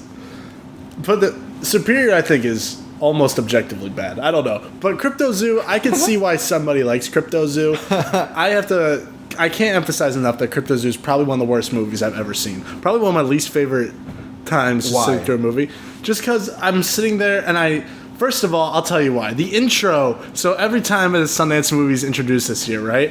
Everyone is just on a webcam talking normally. This pretentious fucker has to put the prism filter over his lens to look different because he's like, hey, my name's Dash Shaw, and I made this movie called Crypto Zoo, and it's about crypts in a zoo, and we can't control them, blah, blah, blah. Just a lot of animals die. I get that's the theme. It's just very, I don't know, it just felt like it was the movie trying hard to be the try-hard acid movie. Like, I don't know. Charlie the Unicorn's better, for sure, for what it's going for. So Crypto Zoo, I thought it's good. I'm glad you enjoyed it. It's not great. It's not bad. It's bad. It's good to me. In terms of, like, the story itself is a pretty linear, general, like, Jurassic Park knockoff story with, like, more adult themes in there. A little bit. Your face right now. And then the art style is, like, really unique and weird and creepy at first, but then you kind of grow to like it. It's an okay movie. The way I describe it is just, like, this is the movie that you put on when you're just really stoned with your friends and you just want to watch something that won't require a lot of, like, processing power. Agreed, but I watched it sober, so. And maybe that's the issue. I mean, maybe that's your issue. This to me felt like a early 2000s Adult Swim special. Yeah. You know what I mean? Like, this is very much an Adult Swim, like, Squidbillies type movie. Maybe Squidbillies is better. I don't know. I'm not gonna. I mean, I didn't like Squidbillies growing up, but this is definitely better than that. But either way, Crypto Zoo, it's okay. I don't think I could recommend it to anybody. I recommend it to stoners, basically. Maybe. Stoners who I still feel like there's better stoner movies. There's some cool stuff in here, animation-wise, for me personally. I don't know. I thought it was unique. I thought it was cool. I'm glad you did. My opinion, fuck this movie. What's your next one? Real quick. Okay. Also, I feel like you're acting like I love these movies and, like, they aren't at the bottom. I'm not saying like you do. my I'm not saying you do. But these are just like these are like, you know, of the 24 movies, number 18 isn't exactly like a prestigious place to be. I'm glad you enjoyed it more than me. Yeah. Next on the list is Jockey. It's an okay movie. It's fine. It's a fine movie. It's a movie. You know, it's like, move on to the next one. Yeah. Great cinematography. It's a movie. 20 is Sabaya. It's that low on your list? You put Crypto Zoo over Sabaya? Over dudes going out there to help sex slaves? I put Superior over Sabaya. Oh my god. Alright, I'll defend Sabaya real quick. This is a crazy story. So you got two groups of volunteers.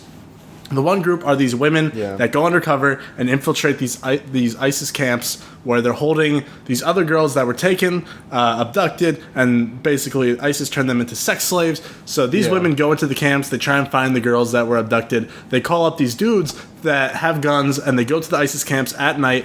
They go and try and break these girls out. We watched this at like 10:30 at night. This is like movie 7 of 8 the other day. Yeah. Exhausted. Mm-hmm. I was on the edge of my seat in most of the scenes. Does it get a little bit repetitive? Yes. Does it get any less crazy? No. I'm glad you liked it. Okay. And I'm glad you were on the edge of your seat. And I agree that the circumstances were crazy.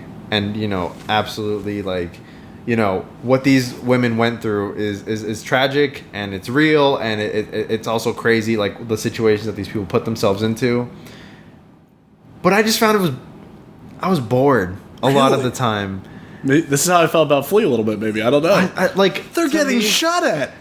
These are real guns. And yet I was bored. The filmmaker's in the car. He's getting shot at. And yet I was bored. It was like... Parts of it were cool. Like, those moments were great. Those are the highlights for me. But everything in between those, I was just kind of like, okay. Maybe it's just like nothing much is happening here. You had like Syrian John Wick basically like loading the fuck up all the time. Hardly, bro. It's more like a guy passively driving a jeep while guy passively freeing sex slaves in Syria. Okay, background. I mean, it's a crazy documentary. Maybe I was tired. Maybe it was because I was tired and I just wasn't like. I didn't feel it. Up. I liked aspects of it. Like you said, the circumstances are crazy. And the things that they're like the real danger that they're putting themselves in, it's like, but then like nothing really, I don't know, man. They kept freeing younger girls. It's like there's a scene in this movie where like, you know, it's like a bunch of people in a room and like outside, like maybe a few meters away, there's like shots going off and there's like an attack, and like everyone's just sitting around all chill. Because that's nothing, what they're used to. Doing nothing. But I feel like that was the whole movie. This movie is like that meme. The whole movie is them getting shot at, living in them just passively being like, this is fine. That's crazy. They're this numb to it. That's the problem. That's exactly... This is that dog meme where like the room's on fire and the dog's just sitting there saying this is fine. You know what you're saying? These are real people. Yeah. I know, but like make the documentary exciting or something with these crazy circumstances. All right, maybe someone will get shot for you next time to help up the pacing. I thought Sabaya was great. That's fine. It might break my top 5. I don't know of the festival. Now I'm getting into the movies that I just didn't like. That just weren't for me. Yeah, you know. 21 is 8 for Silver. Didn't watch it. This is the werewolf one. You don't need to watch it. It's a werewolf movie. It looked really interesting when I was going into it. There's some really cool like cinematography elements. There's some really cool atmospheric elements. Some parts are actually kind of scary. But overall, it's just boring. Yeah. It's really long for no reason. And, like, that seems to be a trend with a lot of the movies this year is, like with some, like, you know, editing, they could have trimmed some fat off of them and just made them a lot better. Mm. This went for, like, what felt like 4 hours. Damn. This was what felt like a really long movie. And then when I looked at the runtime and it was only, like, 2 hours, I was like, that's insane. Because this movie just seemed to go on forever and ever and ever. Like I said, there's some cool moments sprinkled in there, but I didn't really care about any of the characters. Some of the effects look like shit. Damn. Yeah, that's 8 for Silver. 22 is In the Earth. Which, the Ben Wheatley one. Yeah. You put it that low. Yeah. I told you I didn't want to watch it because I don't like Ben Wheatley. Yeah, I have only seen... So In the Earth is like a quarantine movie, kind of. It's about these like researchers who... go out into this forest to like find a doctor who went missing, kind of like Annihilation. Okay. Give me a second. Sounds interesting. Yeah, so this is sounds like something I would like. This is my this is my second Ben Wheatley movie. I saw Free Fire. It's the first time. It was the first one. What do you think of that one? I thought it was also very okay. Yeah, very okay. I did not like High Rise. I haven't seen High Rise. No. This was okay, leaning towards bad. Because it doesn't go anywhere either, and it like builds this like mystery and this like spiritual aspect of like, I don't know, it's weird. It just gets really weird. Okay. And it has to do with like nature and like nature communicating with like humans, and like this like scientist sets up these like recording devices to like record nature and try to trigger this like event, but it's just like not interesting at all to me. And then the climax is kind of cool, but then it just gets really try hard weird. Like oh, let's include this really trippy, loud, annoying sequence in here to try to seem artsy, and it just didn't land for me. Mm-hmm. And I didn't really like the characters that much. It's just very aggressively okay. I would never watch this again. Okay. But if someone watched it and they were like, "Oh yeah, I liked it," I'd be like, "Okay, good for you." Like it's like me with Crypto Zoo. It's like, okay, good for you. Yeah, but like Crypto Zoo at least had like an interesting like animation style and was like funny at times, I guess. This was just like humorless, just boring. Yeah. Okay. I'll probably skip it. 23 is second to least favorite. Prisoners of the Ghostland. Oh, it's that low? Okay. Listen. I got prefaced by saying the two movies I really wanted to see that I didn't were Passing and Prisoners of the Ghostland. Because, what's the director's name? Sion Sono. Sion Sono made this movie called Love Exposure. By far the wildest fucking movie I've ever seen. It's like 4.5 hours long. I couldn't even begin to tell you what the movie's about. Is it really that long? It's 4.5 hours long. Oh my god. And it's the fastest 4.5 hour movie I've ever watched. I haven't watched many of them, but I couldn't even begin to tell you what the movie's about because there's just so many things going on. Yeah. But I loved it. I thought it was great. I'm not going to say it's one of the best movies I've ever seen, but it's a standout movie that I'll probably always remember. I want to see it because it does have a high Letterboxd average, and I'm like, like a lot of people seem to like it. It's great. The light went out. We'll be back in a sec. Love Exposure. I really want to see it.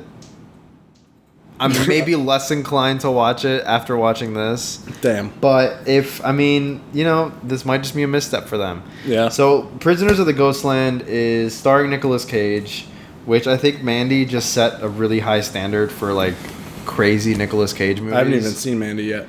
Dude, Mandy is phenomenal. Okay. I thought it was okay when I first watched it, and it just stuck with me, and like the more I thought about it and the more I saw about it, I just loved it even more, and it just ended up being like one of my favorites that year. But Prisoners of the Ghostland, starring Nicolas Cage, so I kind of knew what kind of like crazy maybe film I was gonna get into.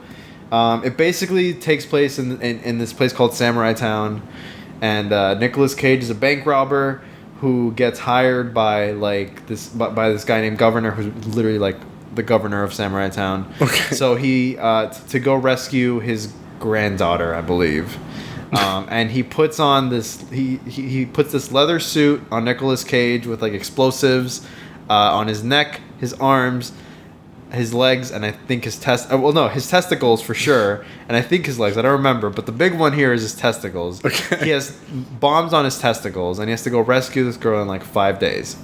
Sounds fucking awesome. Right? It sounds crazy. It sounds amazing. It sounds like it'd be the craziest fucking movie. Like, full of action, full of like dope sequences, full of some like really cool humor, some cool samurai fights because it's set in Samurai Town, which is also really Western, so you expect some like cool Western moments. And the film gives you none of that until the last 30 minutes. And the last 30 minutes are like good, but not good enough to save the entire first 2/3 of this bullshit. Damn. So Prisoners doesn't go anywhere. As soon as Nicolas Cage leaves the town, nothing happens. That sucks. For about an hour and a half. So maybe I won't like it then, because Love Exposure, even though it's that long, there's always something going on. That's interesting. And there's like some crazy stuff they throw at you, because obviously like as the plot advances, they throw like some crazy stuff, but then it just goes this really weird Mad Max route, and it's just like not good or interesting. And if anything, it's just irritating to me because a lot of the humor didn't land. A lot of like the cool moments weren't like all that cool. They just kind of looked bad. Okay. And like Nicolas Cage was just annoying in this movie. Like, I don't know, this movie just got on my nerves. And I think part of it was because I had such high hopes for it that once I was actually watching it, I didn't vibe with it.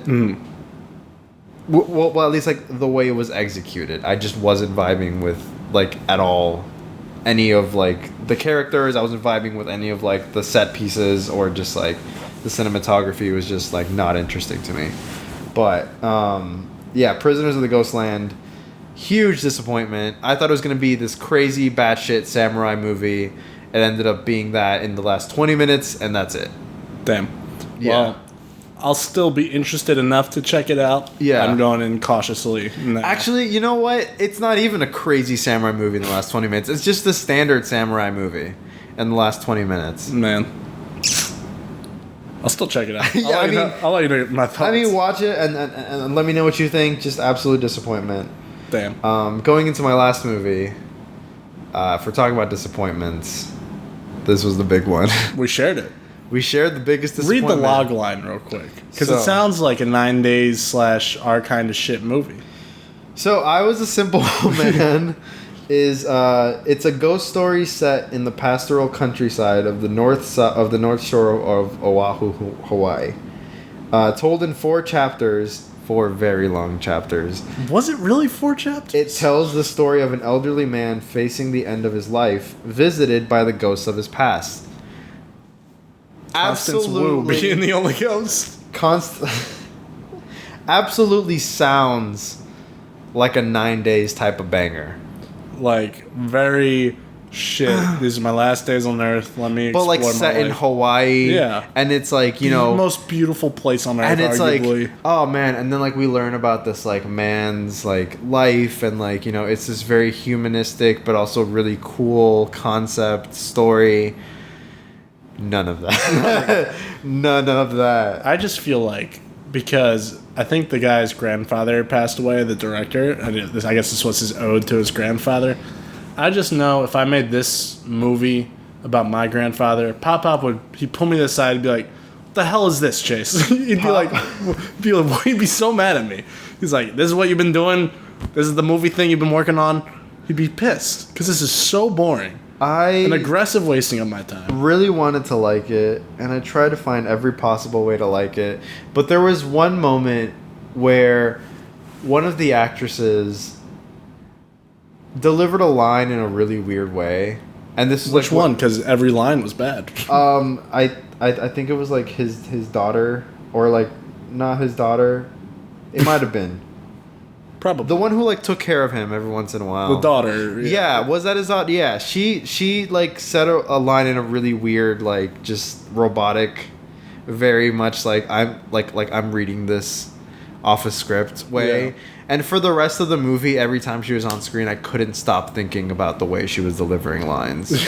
And then the grandson was the same thing, and it's just like the acting's really robotic, and it just took me out of it. And the cinematography is like not impressive enough to be like, oh, like it's at least it was shot well. It's shot well, but it's not. And then like, I was just bored.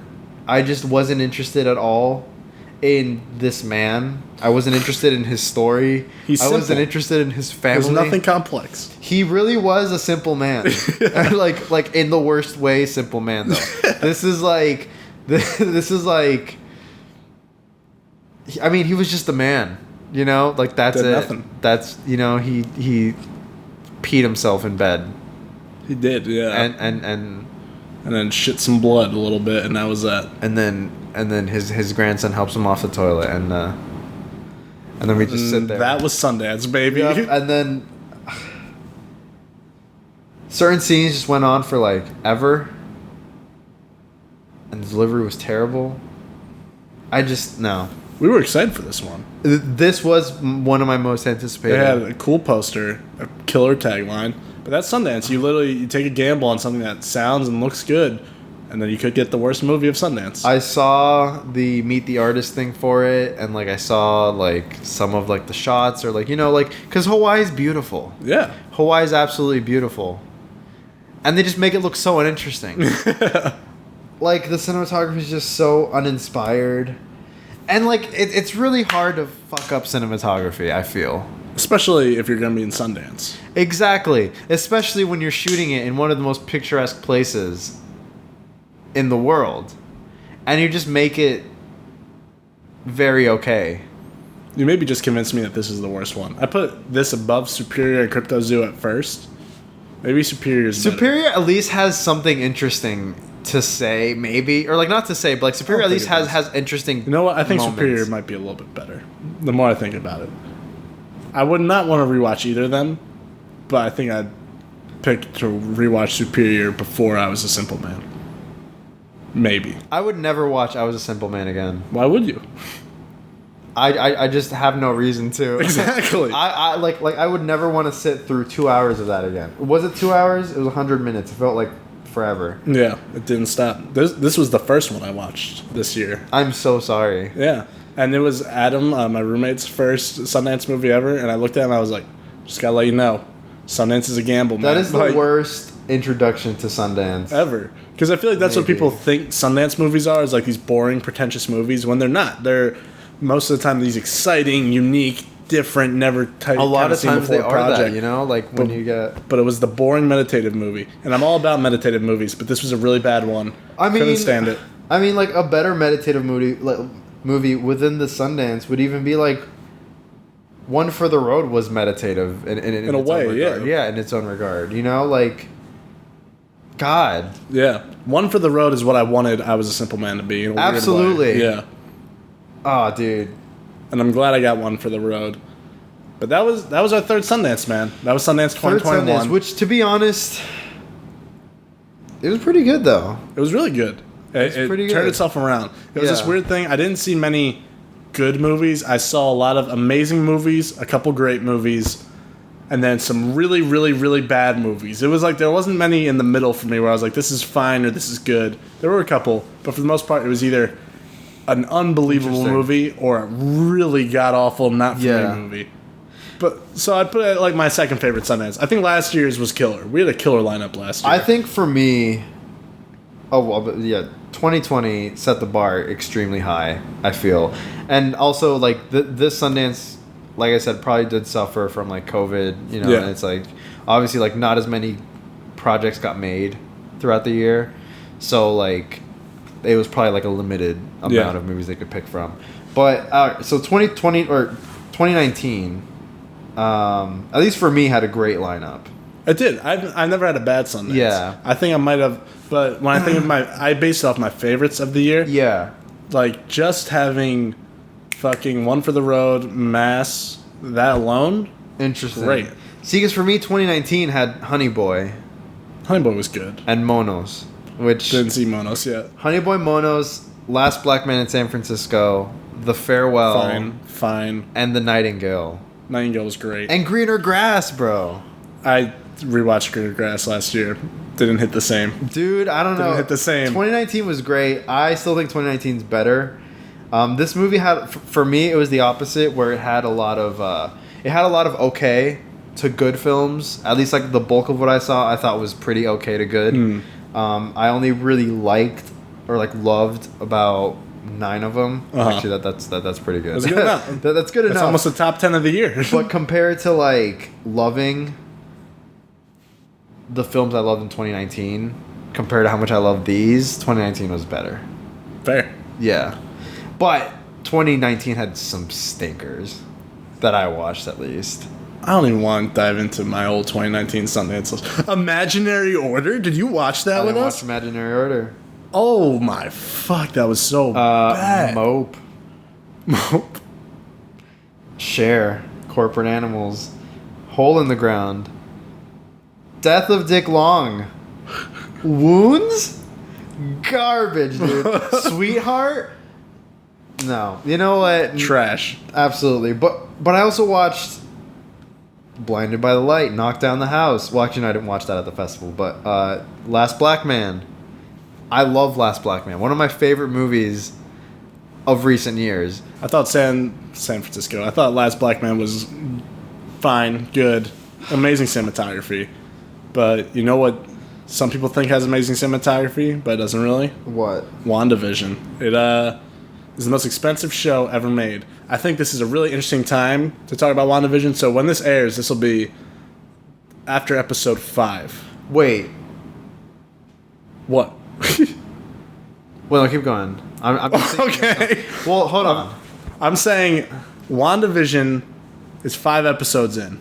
Yeah. If you haven't watched WandaVision yet and you're somewhat interested in watching WandaVision, I'd probably, leave this podcast now. Thanks for coming. We're going to talk some WandaVision spoilers because I think that's the only exciting thing about this show. I will say, up until the last episode, I'm going to stand by this statement. Yeah. WandaVision's probably the worst show I'd seen in almost a decade. I hated every single second of it. I think it was utter garbage. It was kind of a joke at how bad it was. Just because you're making fun of something doesn't make it mean like you making fun of it is a good thing. It's like when bullies, like when a bully gets bullied, it's like, do you feel bad? I don't know. It's weird. I don't know if that makes sense at all. I hated WandaVision. Okay. 4th episode, I was like, okay. It started because the entire problem was it would be 20 minutes of nothing and 2 minutes of stick around. There's going to be something cool. I'm like, okay, maybe I'll stick around. Does the same thing for 3 episodes. 4th episode, they hint at how the world connects. I'm like, okay, not great, but at least we're moving forward now. Episode 5, the last 5 minutes, where, this is spoilers, like I said, the Vision guy, he's starting to get a sense of what's going on. They're rushing the credits. That's cool. They're about to fight. Scarlet Witch, when she comes through and she's like with all the army dudes and she's like, yo, leave me the fuck alone. Yeah. Very cool. Yeah.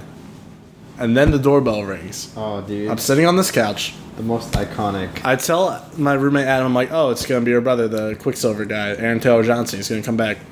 It's obvious.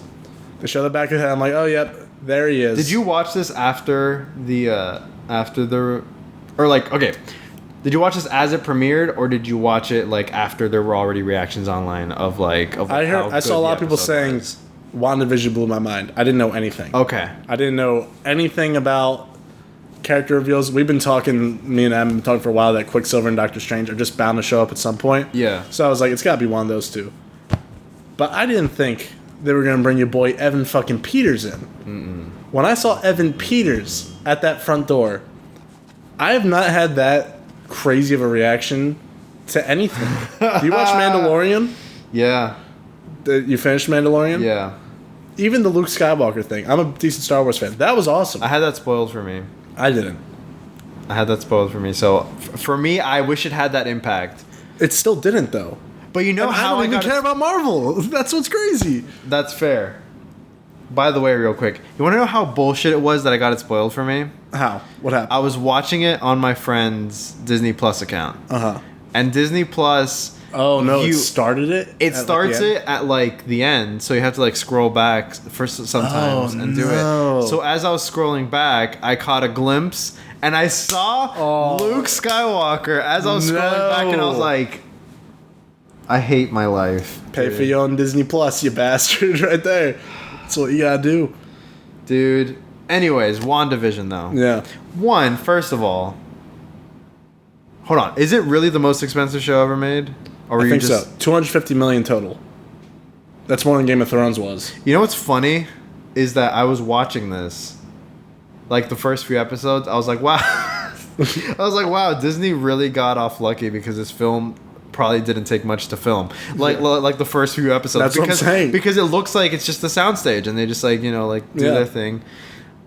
I, on the other hand, loved WandaVision the first few episodes. Okay, well, to be honest, I watched the first episode like the week it premiered. I didn't watch anything else after that until this week where I just binged everything like yesterday, and I caught up.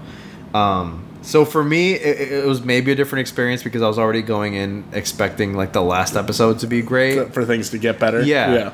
But even then, like the first episode, I was really into it. Okay. Because I'm a fan, I'm a huge fan of that like kind of eerie 50s sitcom vibe. That almost like Twilight Zone feel that it had. I was a fan of that. And then like that like constant feeling of like something ominous is happening within this happy-go-lucky town, you know? I love that vibe. And then I saw the second episode yesterday, like I said. Again, really liked it. I like the comedy in it.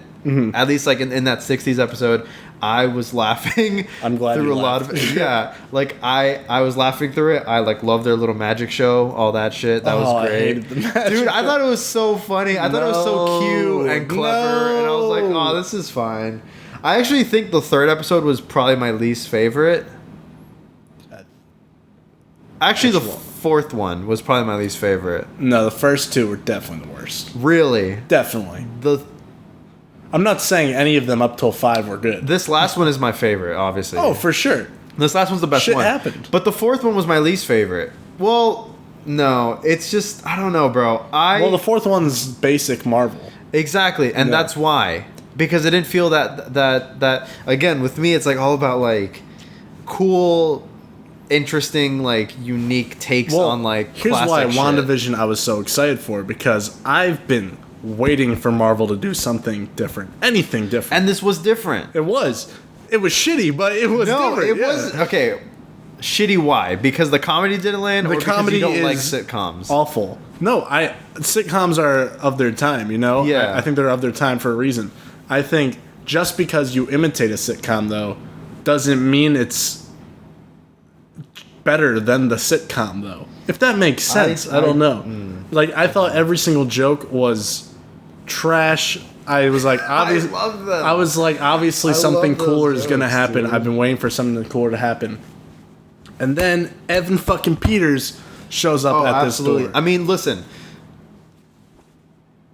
I was into WandaVision at the beginning because it was so different for Marvel. Because of, like, that ominous feeling that you would get whenever, like when the dude was choking at the dinner table in the first episode. And then, like, his wife is just laughing, like, maniacally. I was like, this is so ominous. This is so creepy. I love this. And then it just took it even further now by introducing this. Like, now it's more than just this really ominous, cool, you know, unique thing for Marvel. Now it's an actual, like, it's going to go somewhere phenomenal. Yeah. I think. I hope. Like, the implications of this reveal are insane. My roommate and I had to pause it because we, like, couldn't believe it. Like it was unbelievable. Mm-hmm. I thought I kind of also had it spoiled for me online that Quicksilver came back, but I didn't expect Evan Peters. Yeah. Because as soon as I saw, like, Quicksilver, it was a picture of Aaron Taylor Johnson as Quicksilver, and it's like we went from this to this or whatever. So, like, I didn't see the second picture. Okay. So I didn't see it was Evan Peters. But, like, as soon as I saw that, and as soon as I caught a glimpse of, like, Quicksilver silver hair, I was like, nope, scrolling past that. Yep. But I knew Quicksilver came back.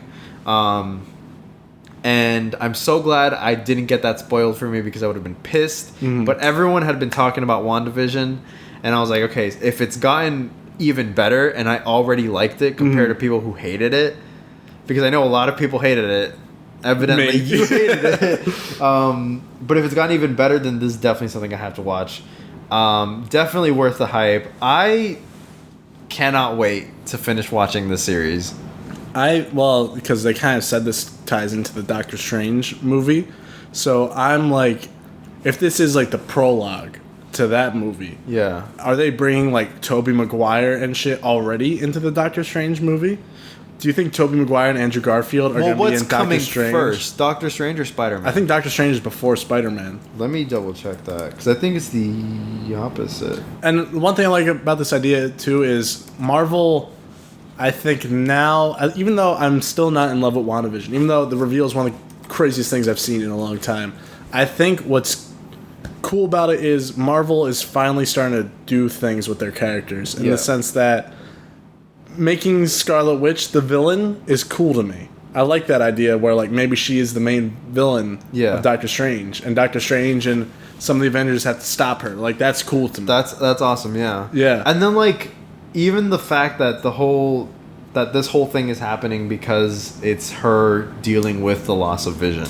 Yeah. You know what I mean? Like, that's a dope next step for her character, is, like, coping with this grief, and, like, you know, she's just doing everything she can to be happy again, because she's lost her brother, she's lost, like, the love of her life, and she never really had a family.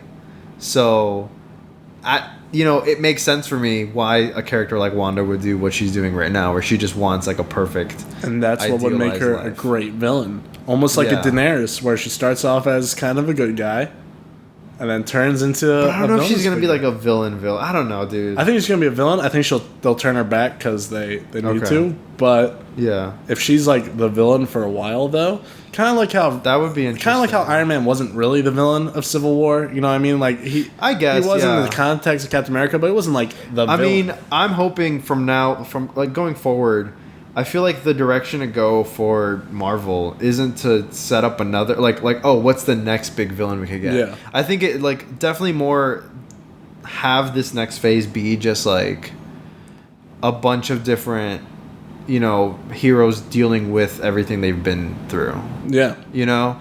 and then like maybe at the end introducing something with the multiverse, or like, you know, because the multiverse does mean that there is another Thanos and like other things like that. And like, but is that coming out next? So here's the lineup currently. So Phase 4 or Phase 5?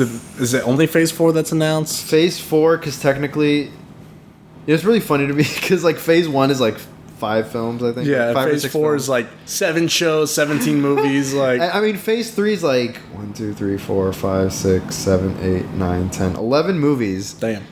Like, that's more movie. And the last one was the last Spider-Man movie, right? Not Endgame? Yeah, the last one of Phase 3 was Far From Home. Phase 4 starts with Black Widow. Which was supposed to come out. Which was supposed to, so as the schedule is right now, which is probably going to change based on like obviously COVID and stuff like that. Black Widow is supposed to come out in May. Yeah. 2 months later we get Shang-Chi, which that's the Kung Fu one. Yeah, right? Which I mean I know nothing about. I'd be down for a Kung Fu Marvel movie though. I think that'd be dope. Plus, I mean like, I'm hoping it's good just because obviously they do need to introduce new villain. I was gonna say just having new characters in general, new characters and like a really interesting new. And like what I love about Marvel, like the MCU, is that every movie is different. Like every hero has their own kind of movie, in a way. Kind of. I think they're all the same. I mean, Captain Marvel for like has more of that like Top Gun-y kind of like 80s. In a way, yeah, like 80s vibe to it. And like they're not super different, but they're at least different enough to where like they're distinctive. Yeah. Compared to like whatever DC is doing, you know, like Joker though. You don't like Joker? I thought Joker was pretty. That's great. a discussion for another podcast. Okay. Black Widow is first, which looks okay. Fine. It looks fine. I mean, whatever. Yeah. I'm gonna watch it because why not? Yeah. Shang-Chi's next, which. Again, I'm excited for new heroes, you know, new characters. I'm always down for that. Hopefully it's cool. Hopefully it's unique. Eternals is next, which I'm actually really excited for. That comes out in November. So that would be the third film this year, like the third Marvel film this year. Chloe Zhao, she's writing it or helping to write it, and she's directing it. So I'm hoping it's great. And then apparently. December, 1 month after Eternals, we're supposed to get Spider-Man. That's supposed to be this year? Yeah. Apparently. That'd be wild. Apparently, which I didn't know. And the next March... Is Doctor Strange? So Spider-Man's supposed to take place before Doctor Strange. Yeah. Interesting. They're also planning 4 movies for next year. So we got Doctor Strange in March. In May, we got Thor. Okay. Black Panther in July, 2 months later. Oh, they're doing Black Panther that soon. Yeah, and then November, Captain Marvel 2. And then at some point, apparently, it just says on here 2022. Again, like this is probably going to be updated at some point, so because hopefully we're not getting 5 Marvel films next year. That's crazy. I hope to God, but it just has a 2022 release date, like no specific date. Is Ant-Man and the Wasp: Quantumania. Jesus. Who cares about that movie? Come on. And then 2023 they got Guardians, and then at some point a Fantastic Four movie. And that doesn't include any of the shows. Not including any of the shows. Because we got WandaVision, then we got the Winter Soldier one, then we got Loki, something else. And those are just the Disney Plus ones. Those aren't including like the Agents of S.H.I.E.L.D., Daredevil, Jessica Jones, Luke Cage. Well, they're saying those don't really matter that much. But they say they might. Dude, if they brought Evan Peters back, I guarantee you, Doctor Strange is going to be crazy. They're going to bring all the Netflix people in. Oh, here's the show. Keep all the X-Men in. Here's the show. Okay. So we got WandaVision that's currently airing up until March 5th. Then March 19th, we have Falcon and Winter Soldier. Mm-hmm. Then in May, we got the Loki series. Then in mid-2021, we have a What If series. That's the cartoon one, right? I guess so. Then it's Miss Marvel in late 2021 and Hawkeye, which I don't really care about, but I'm probably going to see it anyways. Then Moon Knight. Then She-Hulk. then Guardians of the Galaxy Holiday Special, which is probably just going to be it's going to be a one-off thing. I got fired so they can make the Holiday Special for Guardians of the Galaxy. And those are all next year. Moon Knight, She-Hulk, and Guardians. So at least they're introducing new characters, and they have plenty of characters to go with. I'm just hoping that they can keep up this like streak of like consistently decent to good stuff. I mean, I'd hope so. I'm really excited for Spider-Man and Doctor Strange, just because it's awesome that we get to see Tobey Maguire again as like a kid that grew up with those Spider-Man movies. That's sick. Insane. Doctor Strange, I think, even though I didn't love the first Doctor Strange movie, I think that has the most potential of being the coolest Marvel movies. Sam Raimi, dude. I forgot Sam Raimi's directing it too. They planned it so Sam Raimi gets to direct. Tobey Maguire is definitely in the Sam multiverse Raimi, movie. dude. Sam Raimi directing a Doctor Strange movie with Tobey Maguire's Spider-Man. He's confirmed in it, right? Is he? He's not confirmed for Doctor Strange, but I'm assuming if it's the multiverse one and Sam Raimi's directing, there's no world where Tobey Maguire is not in that movie. Dude, okay, here's my thing. He's guaranteed in the movie. I think Eternals, listen, I'm Who are the Eternals? I'm making predictions right now. Okay. I think of this phase, the surprise hits, because like everyone's gonna love Thor, everyone's gonna love, it's Taika directing again. It's just gonna be another Ragnarok. It's gonna be popular regardless. The surprise hits of this phase are gonna be Doctor Strange and Eternals. I don't think Doctor Strange is gonna be a surprise hit. I think Doctor Strange, everyone expects to be good. I don't think anyone expects Doctor Strange. I think Doctor Strange is going to be the best. I think we expect it to be good, but I feel like standard moviegoers aren't going to expect it to be. Not. I think they're going to expect it to be like good, but they're not going to expect it to be as off the wall, like completely crazy as it is going to be. Yeah. I'm almost more excited for a horror movie. They kind of did at first, which would be sick. I'm more excited for Doctor Strange and probably the new Spider-Man than I was for Endgame. I really am. With all the cool shit they could potentially do, they're probably going to put a Miles Morales in there. They'll probably introduce that. Let me see who's confirmed. Wanda's in it. Well, yeah. Yeah. She's probably going to be the villain, which would be sick. Or Chiwetel Ejiofor. I forgot about him, too. He's going to be the villain, probably. Which, regardless, I mean, the first Doctor Strange was incredible. I thought it was fine. I think most of the Marvel ending movies was are bad. fine. I thought the ending was bad. But, like, visually. Oh, visually, it's crazy. Visually, it's one of my favorite Marvel films because of how crazy it is. Yeah. So I can only imagine what Sam Raimi is going to do. Yeah. I mean, have you seen Drag Me to Hell? No, not yet. Dude, that movie is insane. I have heard. And like, that's such a like simple, like, grounded, or not grounded, but it's not a Doctor Strange movie. Yeah. So I can only imagine what he's going to do with a superhero who literally bends time and reality. You know what's going to happen? What? Me and Adam were talking about this yesterday. Ed Norton's going to show up, and Ed Norton's going to fight Mark Ruffalo. In Doctor Strange. Oh, dude. And you know why I say that? Because they said Tim Roth's coming back for the She-Hulk show. Why wouldn't you bring Edward Norton back? Listen, all I know is that you could bring the Ang Lee Hulk back. This phase is going to be the most confusing thing ever. And I don't know. I feel bad for kids growing up now. Or like kids that are being born now. That like 20 years down the line, there's going to be no plausible way to get into the Marvel universe unless you start from the very beginning. Oh, yeah. Well, here's why I'm starting to become more intrigued. Here's why I think I'm going to become a Marvel fan. I'm predicting it now. I'm going to be a Marvel fan. I've been a Marvel fan, admittedly. I haven't. You know why? Why? They're doing what George Lucas wanted to do with the prequels. They built up... So Iron Man to Endgame was like 10 years' time. Those were kids' movies. They were family fun films. Now those kids grew up. You got to keep them interested. Now they're going into the ridiculous shit I've wanted to see. And I'm excited. Listen, I'm just waiting for the moment that they announce David Lynch is directing a Marvel movie.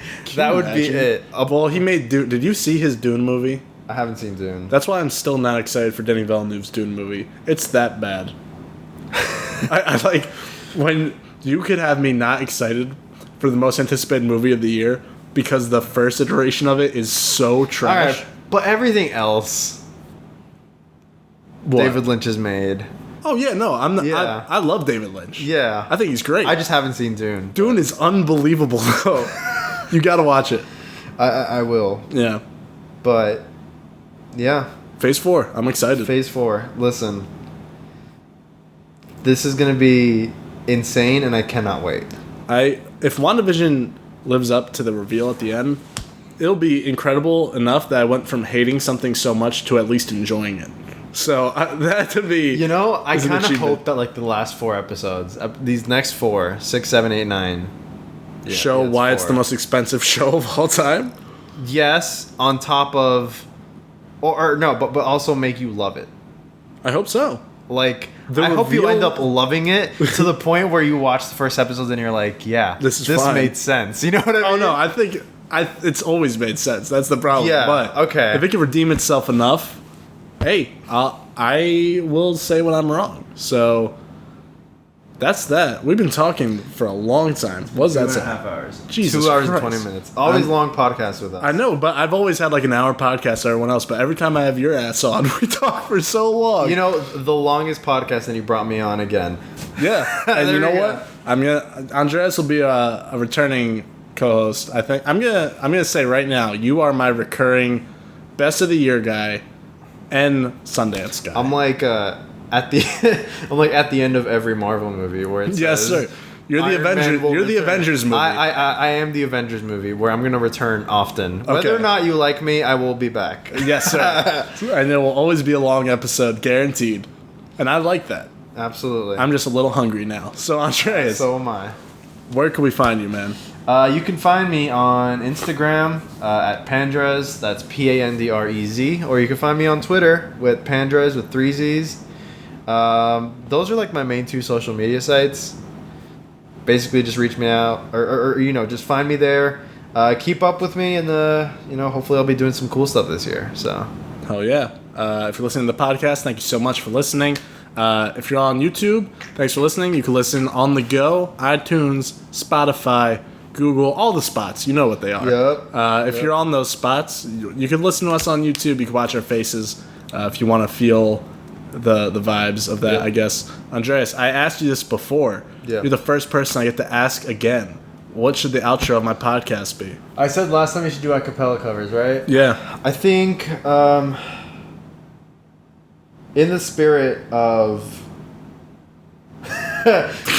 of I Was a Simple Man, you should just sit here in silence for 5 minutes and then just cut.